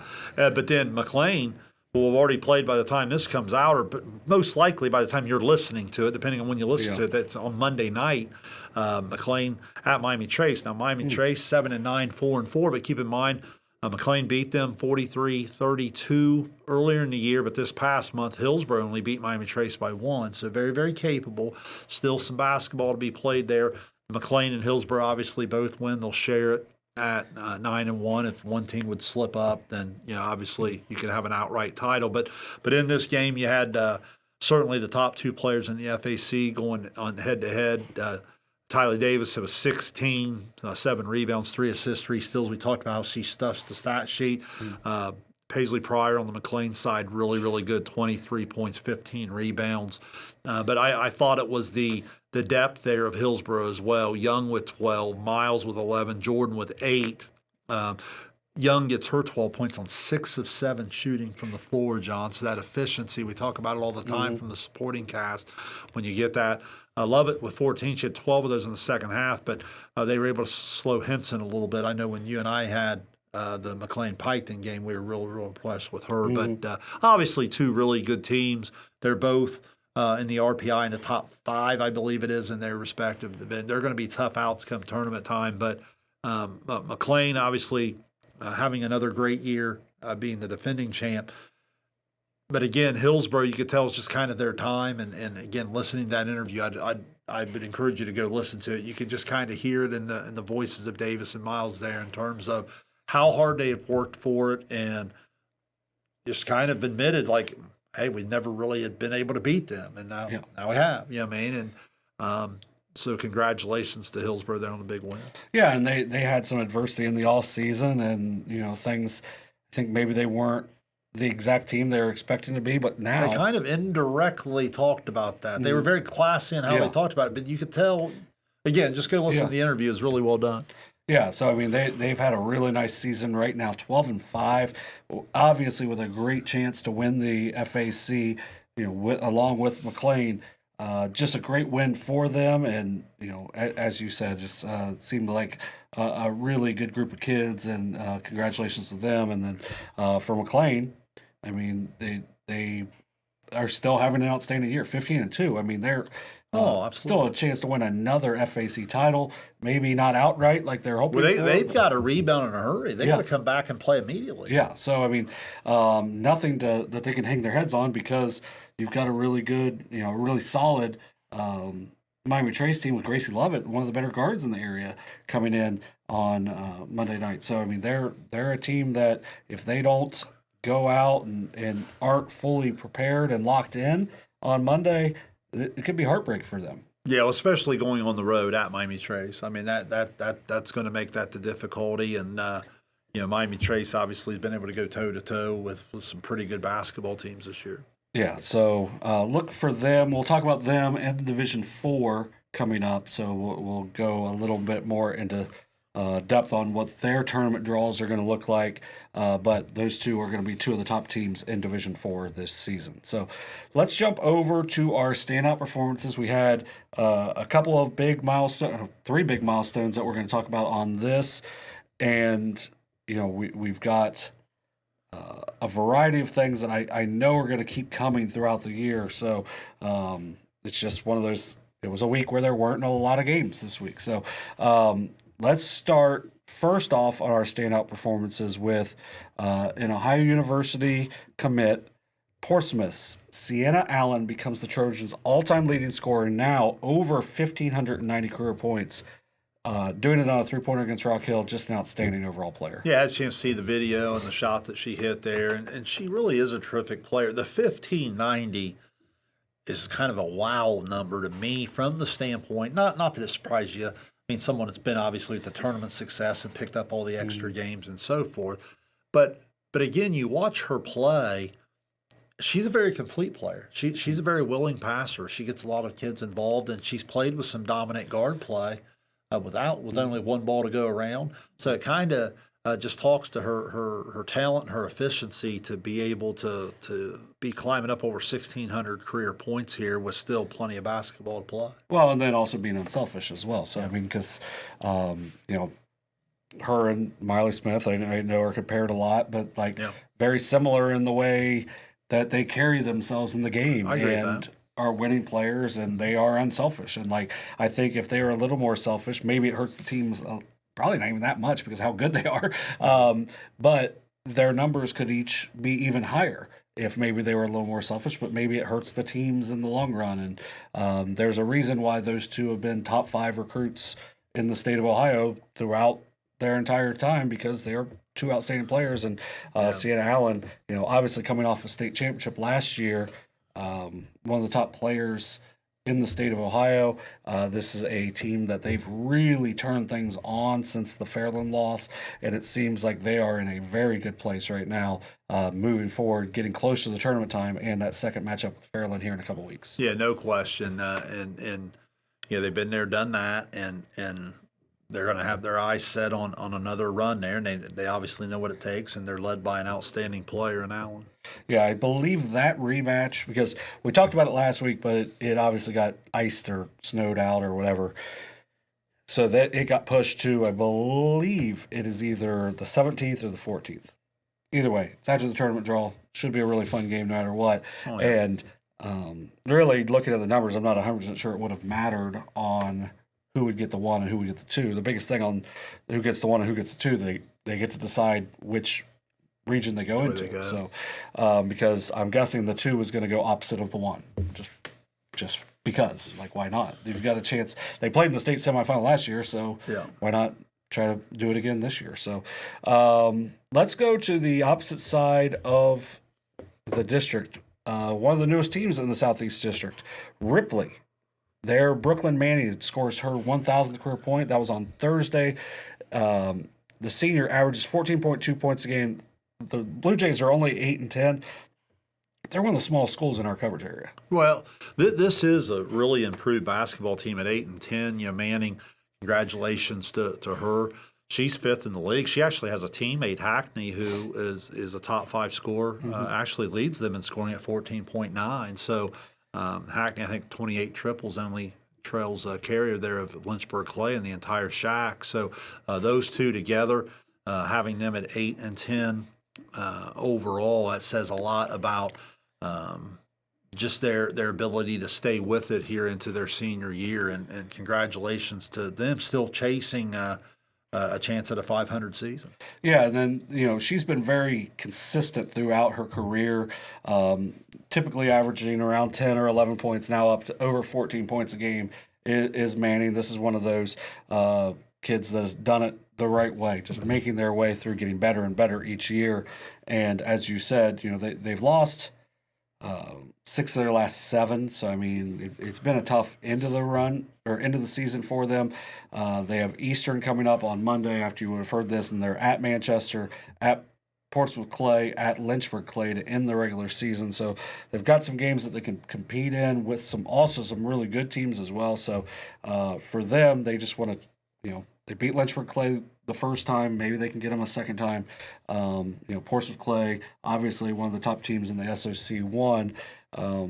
But, it's for them, you're led by a couple of seniors. Maybe you got a chance to shake some things up down the stretch as well. Yeah, you would need 3 of the last 4 there to get to a 500 regular season, and then depending on what you do in the tournament. But, regardless of if they come up short of that or they reach that particular mark, I credit the 2 seniors just staying with it and continuing to play. And because I think as we talk each and every week on here, the shack just has a lot of basketball depth to it, and that's not the easiest conference to be trying to build the program back up, throughout the years. And credit to those 2 seniors having that school there at 8 wins. Yeah, and it's, the Shack is filled with really good coaches, really smart basketball as well. So if you're that high-end scorer, they're going to do a lot of different things to try to take you away as well. So it says even more to be able to reach some of those accomplishments as well. So, and then maybe, our biggest accomplishment of the week is a coaching accomplishment. Fairland's John Buchanan picks up win number 341 on his career to become Fairland's all-time wins leader. Yeah, very very impressive. When you hear Coach Buchanan talk, you hear the excitement in the voice, the excitement for the basketball program. Well earned, just really really exciting time there. When obviously that program has done quite a bit of winning, and 341 tells you that Coach Buchanan's been responsible for a lot of it. Yeah, it's a they've made, I believe it's 4 state semifinals in his time. This year they've got another great chance at it. They had that really long OVC winning streak, which obviously when you run into Portsmouth a couple years ago, that can shake things up. But they've helped elevate basketball in the Southeast District. He's got a bunch of kids playing Division II right now. Addison Godby's going to go play Division I next year. Bailey Russell just became their all-time leading scorer. They've done so many good things with Fairland basketball. As you said, when you hear him talk, when you talk to him, just a great dude that really understands what high school athletics are about. And those are the types of people that you want to root for, and you want to see them get these records and do better as their careers go on. Yeah, no question. You can hear it in the voice. Great ambassador for the game, and as you said, dealing with high school kids, you can tell there's a great passion there as well. Yeah, so congratulations to him. Congratulations to Sienna Allen and Brooklyn Manning as well on their achievements. Once again, if we missed anything, just always let us know. We will get back and we'll make sure to cover it when we can. I know there's a couple of different things coming up across the area, and if they happen, we'll talk about them here on SOSA Overtime. So now we are going to jump over to the RPI talk here for the girls' side. Now their tournament draw is February 8th. So the biggest thing on February 8th, 100% the OHSA girls basketball draw. No football that day or anything. Yeah. People are going to be watching. So I I think we'll probably be doing our show around the same time that day. The Hinsdale Healthcare Coaches Call-In Show might be like a 10 a.m. thing to make sure we get people to call in. So we will see. We'll announce that one later on Sunday as well. So RPI draw or RPI rundown, as we said, the tournament draw is next Sunday. We will talk about it here on SOSA Overtime next week on what the official draw is as the time comes. But as we did on the boys' side, we will start in Division III, and I'll give a rundown of the tournament, how the tournament will break down and everything. So there will actually only be one district semifinal in Division III. The winner will face a team from the East, probably Steubenville, maybe Tri-Valley, in the district finals, kind of like last year where Unioto beats Sheridan and then plays Tri-Valley to get out and move on. Just not very many teams in the Southeast or East in Division III in girls basketball for this division. So, like I said, only one team to the regionals if they get through. If they get through the team from the East, which is going to be a really good team. But right now, Unioto, something shocking would have to happen for them to not be the one. Right. They are sitting at 16-2 right now. Miley Smith is closing in on 1,900 career points. That should happen most likely on Thursday. I think she needs 12. So there's not a whole lot of games in her career she hasn't gotten that. So we will see on that. So they are sitting at 16-2. Then Athens is at 14-3. They're the 2 right now. Sheridan is the 3 at 16-3. Those are going to be your top 3 seeds, more than likely in that order as it is now. But like a Marietta, who's right now the 5, just beat Green on Saturday. So I mean, they're getting better. That Miami Trace and Washington Courthouse teams are well coached as well. So I mean, they're not going to be the easiest to get out, but that team from the Southeast will have a chance. I guess what jumps out at me here is just Unioto's ability to score. Led by Smith. You know what I mean? Like you just said, you're talking about a young lady that's going to knock on the door 2,000 here real soon, and it's a situation where you follow Athens. It's a really good team. You know what I mean? They lost in overtime to Hillsboro and Fed Hawk, I believe, and then they've played some really low-scoring games, maybe lost by 1 to Circleville. And then same way with Sheridan. Sheridan's played some really low-scoring games. So obviously Athens and Sheridan can probably defensively match up and guard Unioto better than most SVC teams can. But a lot of times with Unioto, it's not just can you guard them, can you handle the ball against them in order to be able to get that tempo down. Like getting Unioto down into like a 39-38 game would require you to be really, really skilled with the ball. It's not just your ability to guard them. So I think what separates Unioto just from the eye test immediately is their ability to almost just fall out of bed and score into the 50s. Right.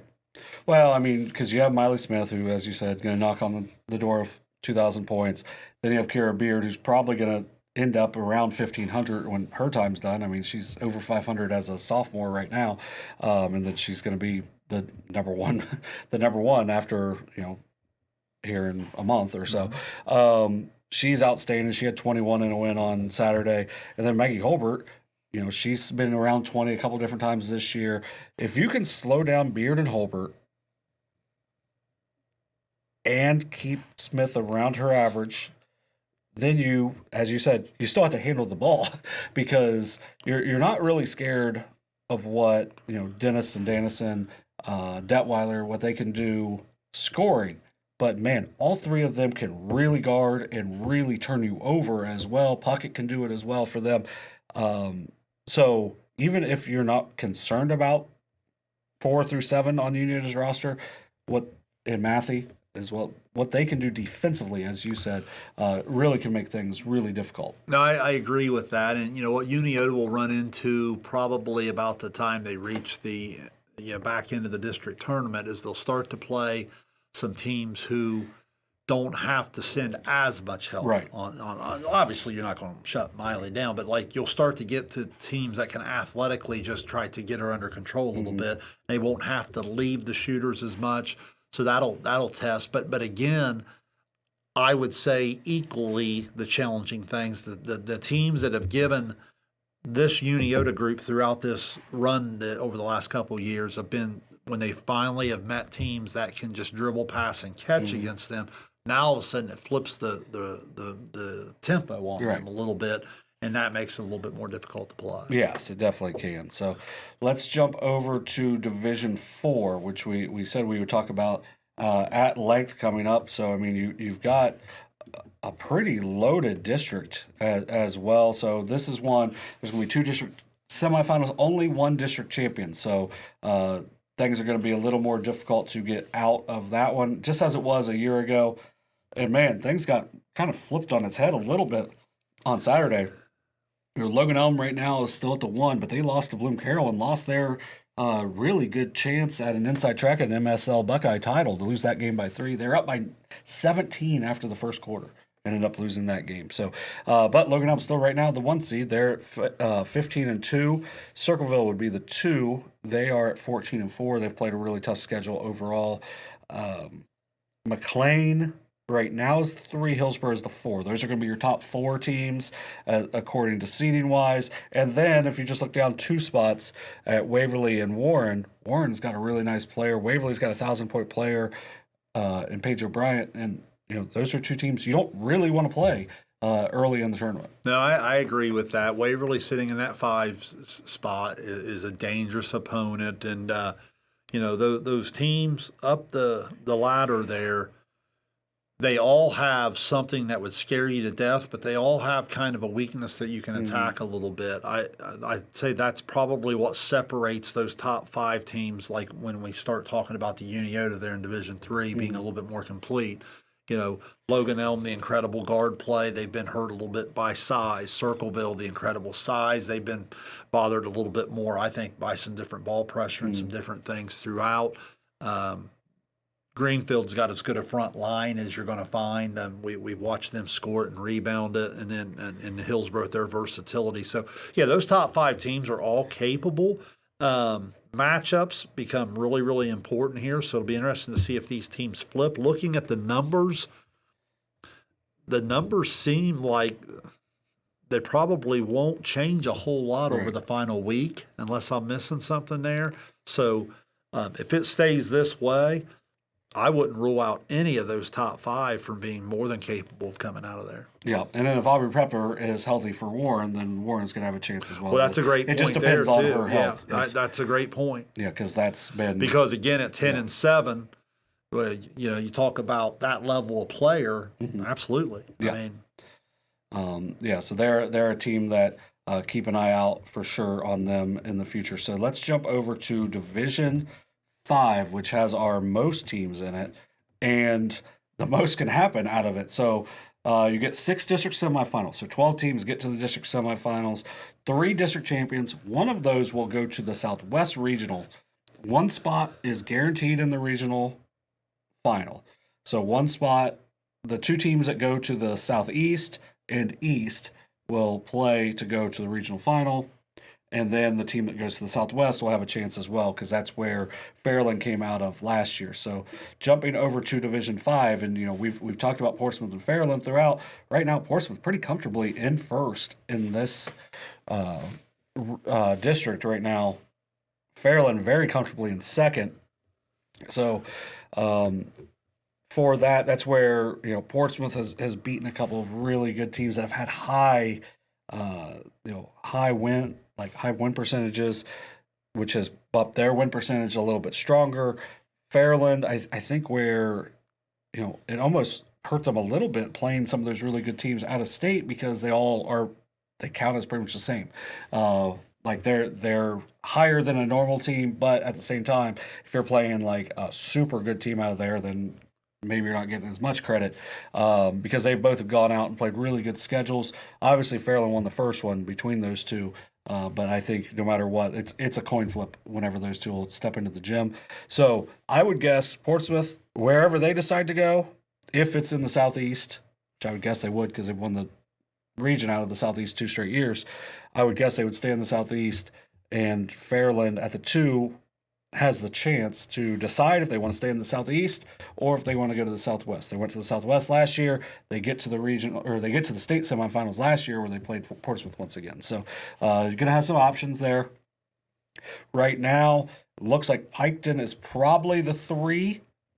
They could slip up right now and maybe get below Eastern Brown, Chesapeake, North Adams, or West. They're all kind of within 1/100 of a point, which is a lot on the RPI, but all of those teams, and I don't really think New Lexington's got a 1,000-point scorer, Chloe Dick, that we saw in volleyball, Alexander, Wheelersburg, all solid teams. Adena, if you're going to play Adena as the 5 seed, and you get to you see Marley Howcom on film, you're just going, I'm not pumped about this. So this is a loaded. Well, and then even moving down, Southeastern right now is the 15. Southeastern had a horrendous start to the year, and now they have both Ruckles back. But they were 0-7 at the turn of the league, and they've won 4 games in the league there. Coming from behind last night, they were down 14-5 in that game last night in the second quarter against Paint Valley, and come back and win. But you're right about them. Portsmouth and Fairland are so unique. The problem with this is you can pick up an early tournament win and some things like that, but am I looking at this wrong? To where okay, 4, 5, 7, 10, 8, 9. I don't want in those brackets. I mean? No. I don't. So you start looking at the 3. That's your route. Yeah. And again, I say this out of respect to Portsmouth and Fairland, not out of disrespect to the other teams that are in there. But right now, the 3, you got Piketon, 6 North Adams, 11 Memphis, 14 River Valley, who has a 1,000-point score. Yeah. So that's where you're looking, because you mentioned right now, Frankfort, Adena there, and then 12. If they could somehow get to the 11, Now all of a sudden you'd like your chances of a run there more than ever. So it's just when you have teams like Portsmouth and Fairland, it's so unique because you feel like there's just a roadblock already set in front of you. That doesn't mean you can't come up with maybe an early round win or so forth, but those two are just so elite compared to what we normally are talking about come this time of year. Yeah, and there's so much depth to this. What's going to be the tournament draw? There's 25 teams in it, and even like a Westfall has 2 really capable scorers right now. Is at 17. Huntington's got a player you just don't want to deal with. In the 16. But so take me through then with the Division 5 having the 3 and the one team leaving. Yeah. Piketon in the 3 hole, how far can they go before playing Portsmouth or Fairland? It would be the regional semifinal. So again, that's the bracket that offers you a chance to win a district title. If you can go and seize that opportunity. Yeah, and right now they're sitting in a nice spot there. Eastern has done a really nice job since dealing with losing a couple of key players due to the transfer rules halfway through, but they haven't really seemingly lost a step on that since. And and then like a North Adams is a team you don't really want to see because what Tinsley Burns can really do, and then you have the Pistols. Well, that could be that Piketon North Adams matchup where it's sitting right now could be a really good matchup. Yeah, so we'll talk more about those next week coming up, but yeah, that Division 5 is going to be kind of like a rat race for that 3. So like where in the Central where you get to pick your way, that would be the Central, and it would be nothing against Piketon. It would just be everything against Fairland and Portsmouth, where like the 4, 5, 6, 7 would all jump into that. Like, hey, maybe we got a chance to win a district because you see that sometimes. Like I think it was the year John Glenn won the East. It was like they're the one, and then the other district was like the 2, 3, 4, 5, 6, 7, 8. And then so John Glenn had to beat like the 9 seed to win a district. But it's like, all right, well, nothing. Like they obviously went on and won a state championship. Right. So it's just those things happen sometimes. You know what's in front of you, and you try to avoid it at different times. So looking forward to seeing how that one plays out, just because of that there is an option on that, where most of the time you don't have the option. Maybe the option is you get to pick to be either 1 or 2 where, hey, we get to be the home game whenever we play, if you want to wear these certain uniforms or whatever. But Division 5 is the one where you have the option of, like, you kind of pick your own route on it in a way for the top 2 seats. So let's jump to Division 6. There's going to be 4 district semifinals there, 2 district champions, but they will go on to face like one team from the East, one team from the Central, so they will go a different route. No guaranteed slot in the Elite 8 on that right now. The top 2 are pretty well separated from everyone else, which is Fed Hawk is right now the 1. Cole Grove is the 2. We might talk about this another time. Like we call Federal Hawking, parentheses Stewart, and then you have Dawson Bryant, parentheses Colgrove. And we don't ever call him Dawson Bryant. Listen, I'll talk about now here. If there's someone out there that can help me with what I'm supposed to call Dawson Bryant or Colgrove or both, or am I supposed to say it all together? Right.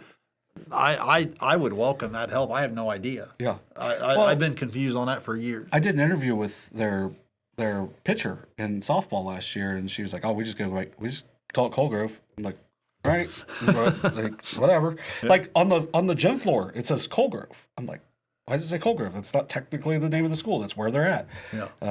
Yeah. Whatever. Well, because you always run into the Bainbridge, Paint Valley, the Beaver Eastern, or the Stewart Pet High, or what, you know what I mean? So it is. It's just on the Dawson Bryant Colgrove, or Colgrove Dawson Bryant. Right. Yeah. So those are going to be your top 2 teams in this district. Fed Hawk has just unreal guard play. Cottrell reached her 1,000 point recently. Colgrove plays a really tough opponent's schedule as well, so they've kind of separated themselves a little bit. I'm just going to look to see their quality of wins. I mean, well, Fed Hawk though, they at 10-6, their numbers are really good across the board. There as they're sitting number 1 there in the RPI. They they've understood the opportunity they have, and they've loaded that schedule up, and they've played accordingly. And I mean, look, they've sometimes you worry about going through losing because it can really dent the confidence or whatever. I don't think this is the type of group you worry about that, because I think they all understood going in, look, here's who we're going to play, here's why we're going to play them, because at the end of the year we have this goal and we're going to chase it, and here they are. And you look at the bracket, look, there's some nice teams, there's some good defensive teams through that bracket, but those top two teams offensively have probably separated themselves. But you know, that team in the three-hole, Waterford, they've been known to have some tournament success every now and then. And then South Webster and Lucasville Valley, 4-5, they've gone toe-to-toe with a conference here that's got incredible depth. You and I were joking last night that the SOC might have like a 5-way tie. We said they could all get together, and I said it'd be perfect for the day's time where everybody gets a trophy. Yeah, there is a. I did the math. I think it could only be 4 could tie it at the very top, because someone does have 6 losses already. So because someone has 6 losses, they can't get to 5-5. But that's right. Memphis down there is at the bottom. Correct? Yeah, you could have one team at 6-4, everyone else at 5-5, and then someone at 4-6. Like you could easily have that in the SOC 3. Yeah. It is nuts. You could have 3 teams tied at 7-3 still. I mean, you've got, and the teams that are really going to, that are still into it, like with a couple games left, they all have a chance to win the league. Now Valley is the one that, they're sitting at 5-5, like, well, literally can't do anything. We just have to sit here and wait. Yeah. But remember, South Webster and Valley ended up running into each other in volleyball there late, and there in this particular, if this holds, they'd have to beat up on one another. But if they go and take on one of those top teams, you're talking about team by then that's gone toe-to-toe with Wheelersburg twice and Waverly twice and Portsmouth West twice. They're not going to be a bit intimidated, right? They'd be the underdog, but they're going to be more than capable of going and playing in that type of game. Yeah, and Valley just beat a really good green team last week as well. So, so and then like Belpre's got an outstanding player. Pay Valley's a nightmare to play against defensively. Lynchburg, really well coached, has some really nice athletes. They're a little younger as well. So, I mean, when you go further down, Ripley's got a 1,000-point scorer right now sitting at the 11. Probably not someone you want to be real excited about playing, as we just talked about them having the 2 nice seniors. So this Division 6, I think, has a lot more depth than it did a season ago. And that's saying that with now Waterford being up there with being the state champion from a year ago. So let's jump over to Division 7, our last division that we're going to talk about. 4 district semifinals, so 8 teams will move on to the district semis, just like in Division 6. 2 district champions, but there is a guaranteed spot in the regional final here in Division 7. So, if a team gets the right matchup, makes a nice little run, they will have a chance to represent in a regional championship game. So this is where it could be pretty interesting. This is another one where 2 teams are completely separated from each other. Eastern Meigs right now sitting at 12-5. They are in the 1 spot. Green is in the 2 spot at 12-3. Those 2 teams have separated themselves 100% from the rest. Then your next 3 are all pretty tight, with Portsmouth Clay at 13-4, South Gallia at 10-4, and then Trimble at 10-6. Trimble with a 1,000-point score as well. I know Clay's got some kids that are coming up on it, if not, passing it already. And then South Gallia, just another one of those, nice teams overall. White Oak dealing with a lot of adversity from the transferring, so we'll kind of see where they're even at after this week. Notre Dame's got a really high level score in Jason Bryant. It's just a Division 7, you got an excellent chance here if you can be one of those top 2 teams. If you can get to a district final, maybe get a win there, and then you move on and get a chance to play for a chance to go to the state semifinal. Well, and again, I find myself leaning toward Green there, that story, because in listening to the call-in show earlier in the year, they had a little bit of a taste of it last year, and they too made scheduling decision of we're going to try to ramp it up here a little bit, and we're going to try to really go for it. And as a result, maybe you lose an extra game or two, and maybe you're a 2 seed instead of a 1 seed or whatever it may be. I don't think they're worried about that. I think they're going now. Eastern, as you said, very good basketball team. So going to be some tough matchups as we move on down the line. But I look at this particular bracket, and this is certainly a little bit more of a top heavy in that top. What would you say, 4 to 5 now that those teams starting to separate themselves? Yes, should be interesting to follow along with that, and we'll see how those things go coming up next week when we talk even more about this here on SOSA Overtime as the tournament comes along. So now our games of the week for this week, we will kind of go through these fairly quickly, just kind of glancing through the schedule just to kind of see where we're at. One game, pretty interesting to start. Hillsboro, I think, has done a really nice job of amping up their schedule. They're playing at Waynesville on Monday night. That's a team that Unioto beat by 6 early in the season. Well, and again, you can tell that this is a team that's just, they were really hungry for the challenges that they were facing this year, and they've met them head on. And now the new challenge becomes, can we get ourselves prepared for the tournament? Because as we started to break down, I think that's anybody's ball game in that particular bracket that we looked at there, and if they can continue to gain some confidence and get battle tested, that they're going to be a tough out. Yep, Kole at South Webster will be an interesting one on Monday. Yeah, again, Kole trying to see if they can't stick the nose in. Like we were talking about those top 2 teams there in their particular bracket. South Webster's coming off some games where they've really started to prove that, hey, don't forget about us here. We're going to be a tough out as well. So always good to play some of these types of games as you get later in the season. Yep. Makes your just team better overall. Adina at Liberty Union on Tuesday. That's a Liberty Union team that's kind of in that 3-4 area of the MSL Buckeye. This would be a really good win for Adina if they could get it. We talked about Adina a second ago. They have such a good player in Halcomb. They're really fundamentally sound. They guard you well. They take care of the basketball. Obviously, the deeper you get into the tournament run, you're going to run into some powerhouses there in that particular division. But look, they've had a great year, and I think they've really maximized quite a bit there out in Frankfort. I agree with that completely. Then let's jump to Thursday. So just kind of scrolling through. Miami Trace at Washington. That was a really tight game the first time around. It was, and keep in mind on that Monday night, you got the Miami Trace McClain game there in the FAC. Yep. So now you're going to go to this rivalry game.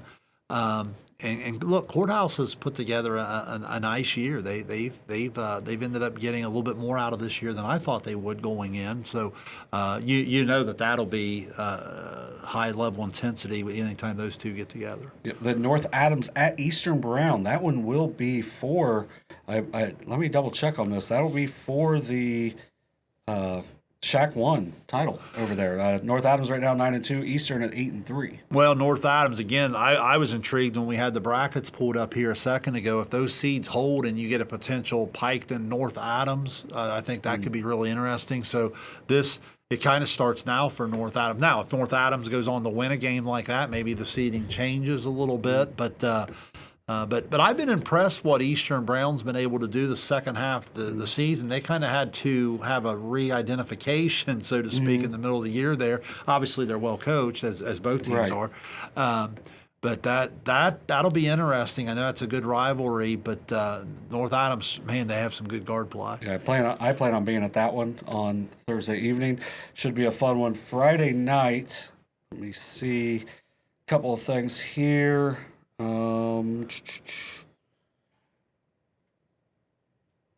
Fed Hawk at Trimble. That one could be a pretty interesting one in the TVC Hawking. Yeah, Fed Hawk, obviously we talked about them at the top there. They can really score it. You'd think that they're really starting to get their eyes set on the postseason. Now's the time you want to start playing your best basketball. But you're right, good rivalry game there. Trimble will certainly kind of be ready to play the spoiler role there. Here's one on Saturday: Fayetteville at McClain. That is a good one.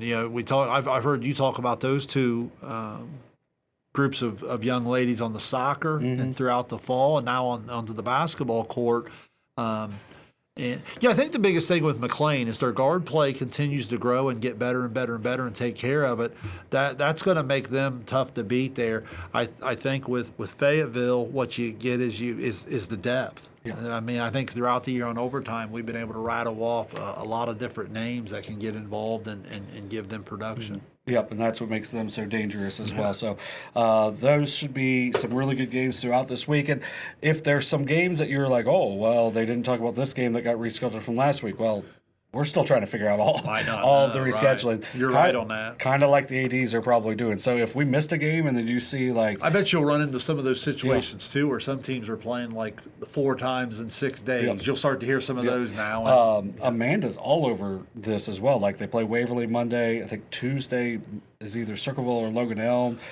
Saturday they played someone as well. And I think they play another league game during the week. So, I mean, it's just you've got teams that are trying to make up games, trying to get your full 22 in. Yeah, I think that's important. Yeah. I'm glad you said that. I think it's important to play the 22.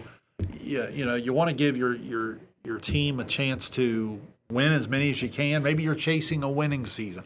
Maybe you're chasing a school record. Maybe you got individuals chasing milestones. Whatever it may be, I just think it's important to give the kids their opportunity to play their full schedule. Yes, I agree with that completely, and that makes what we do a little easier whenever you're able to talk about like when you see the amount of points coming out or whatnot of, this is how many games they got to play. This is who they've competed against.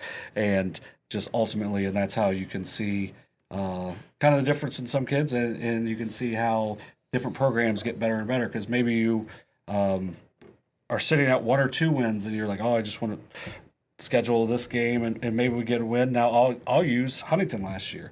They finished 7-15 on the boys' side. Right. At the end of the year, they won like 3 or 4 late in the season. Well, they're 13-5 now this year, almost the exact same team.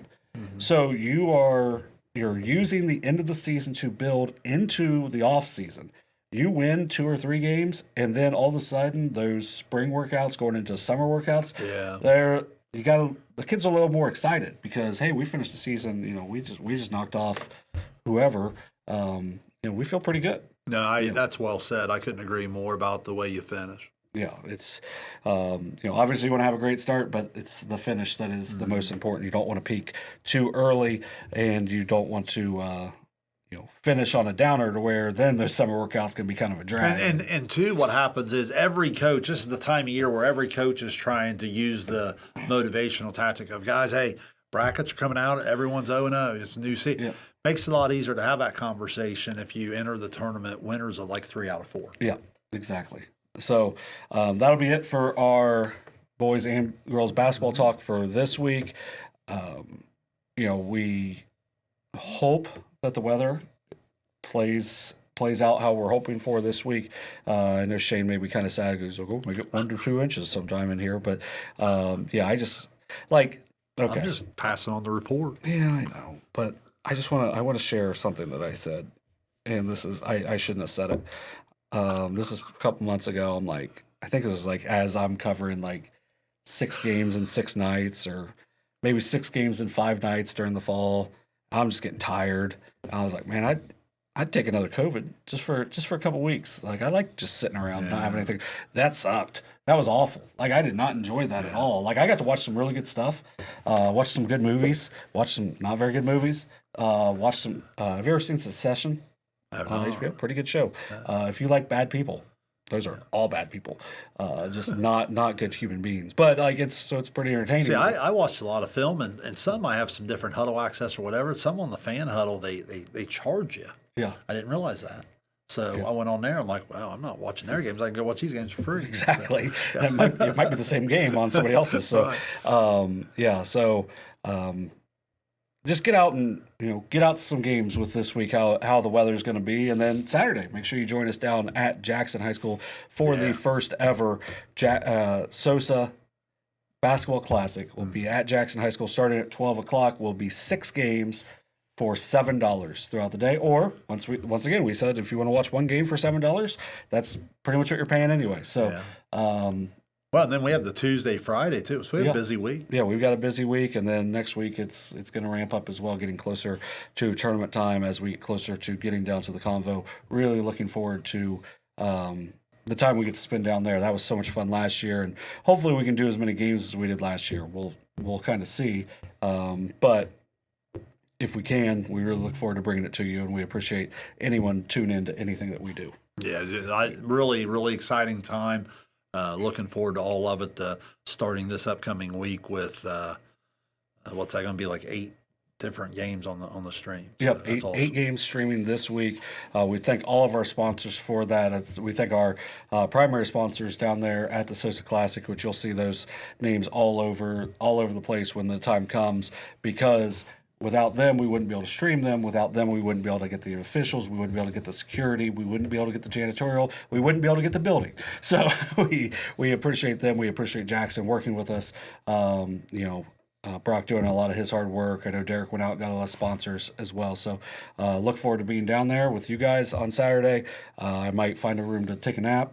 Might call Coach Carpenter or Coach Hall and Coach Moreau and say, hey, wait, you guys got a room to nap? Because that might be game whatever for me. We'll see how many games I even call. So I think it's gonna be like 2.5 at this point. So we'll see. I think you're gonna be on a few more, but should be a really fun day down there at Jackson on Saturday. $7 for the entire day. Yeah, awesome. Can't wait to do it, and can't wait to come back in here and talk about it next weekend. Yep, should be a really fun show once again next week. So look for the Haynesville Healthcare Coaches Call-In show that happens on every Sunday night. I say that as we didn't have last Sunday. Next Sunday will be at like 12 o'clock, whatever time. I don't know what time it'll end up. I don't even know what time it'll end up being. But look for that. As always, sponsored by Haynesville Healthcare. We will bow down to the Super Bowl next Sunday on that. We'll let them have their billion viewers for that game. So we will have that a little earlier. Look for any articles. I know my article on the Zane Trace Unioto game just dropped while we were doing our show. I know Brock will have one on the Hillsboro and McClain game as well. Look for any of our game highlights, game interviews, anything, any of our podcasts. I know Bad Company will probably be coming back again this week with being able to get out of the house. I know Derek's been sick as well. So being able to get out of the house and maybe getting in here, get another episode on, check out the Dugout here at SOSA. Get your time in, get some swings in. Even if you don't, if you're playing a winter sport, do your winter sport. But if you're not, and you're looking for something to do, bring a few buddies up, bring some friends in, and you can get a lot of swings in that hour, and ends up. The more people you get in, the price stays the exact same. So take advantage of that. HitTrax is really cool. And also it is very warm in there. And in the summer, it's going to be air conditioned. So those are the two most important things. Yeah. So you got anything else? Just excited for an upcoming week of basketball. Let's get after it. Yeah, should be a really fun week. For Shayne Combs, Kenneth Hay not here as our producer. I think he might be walking in here in about 4 minutes to do a preview. We will see. I'll let you know in the comments below. I'm not going to let you know. For Shayne Combs, I'm John Bruce. You've been watching Southern Ohio Sports Authority's Overtime, presented by Perfection One. Have a great rest of your week.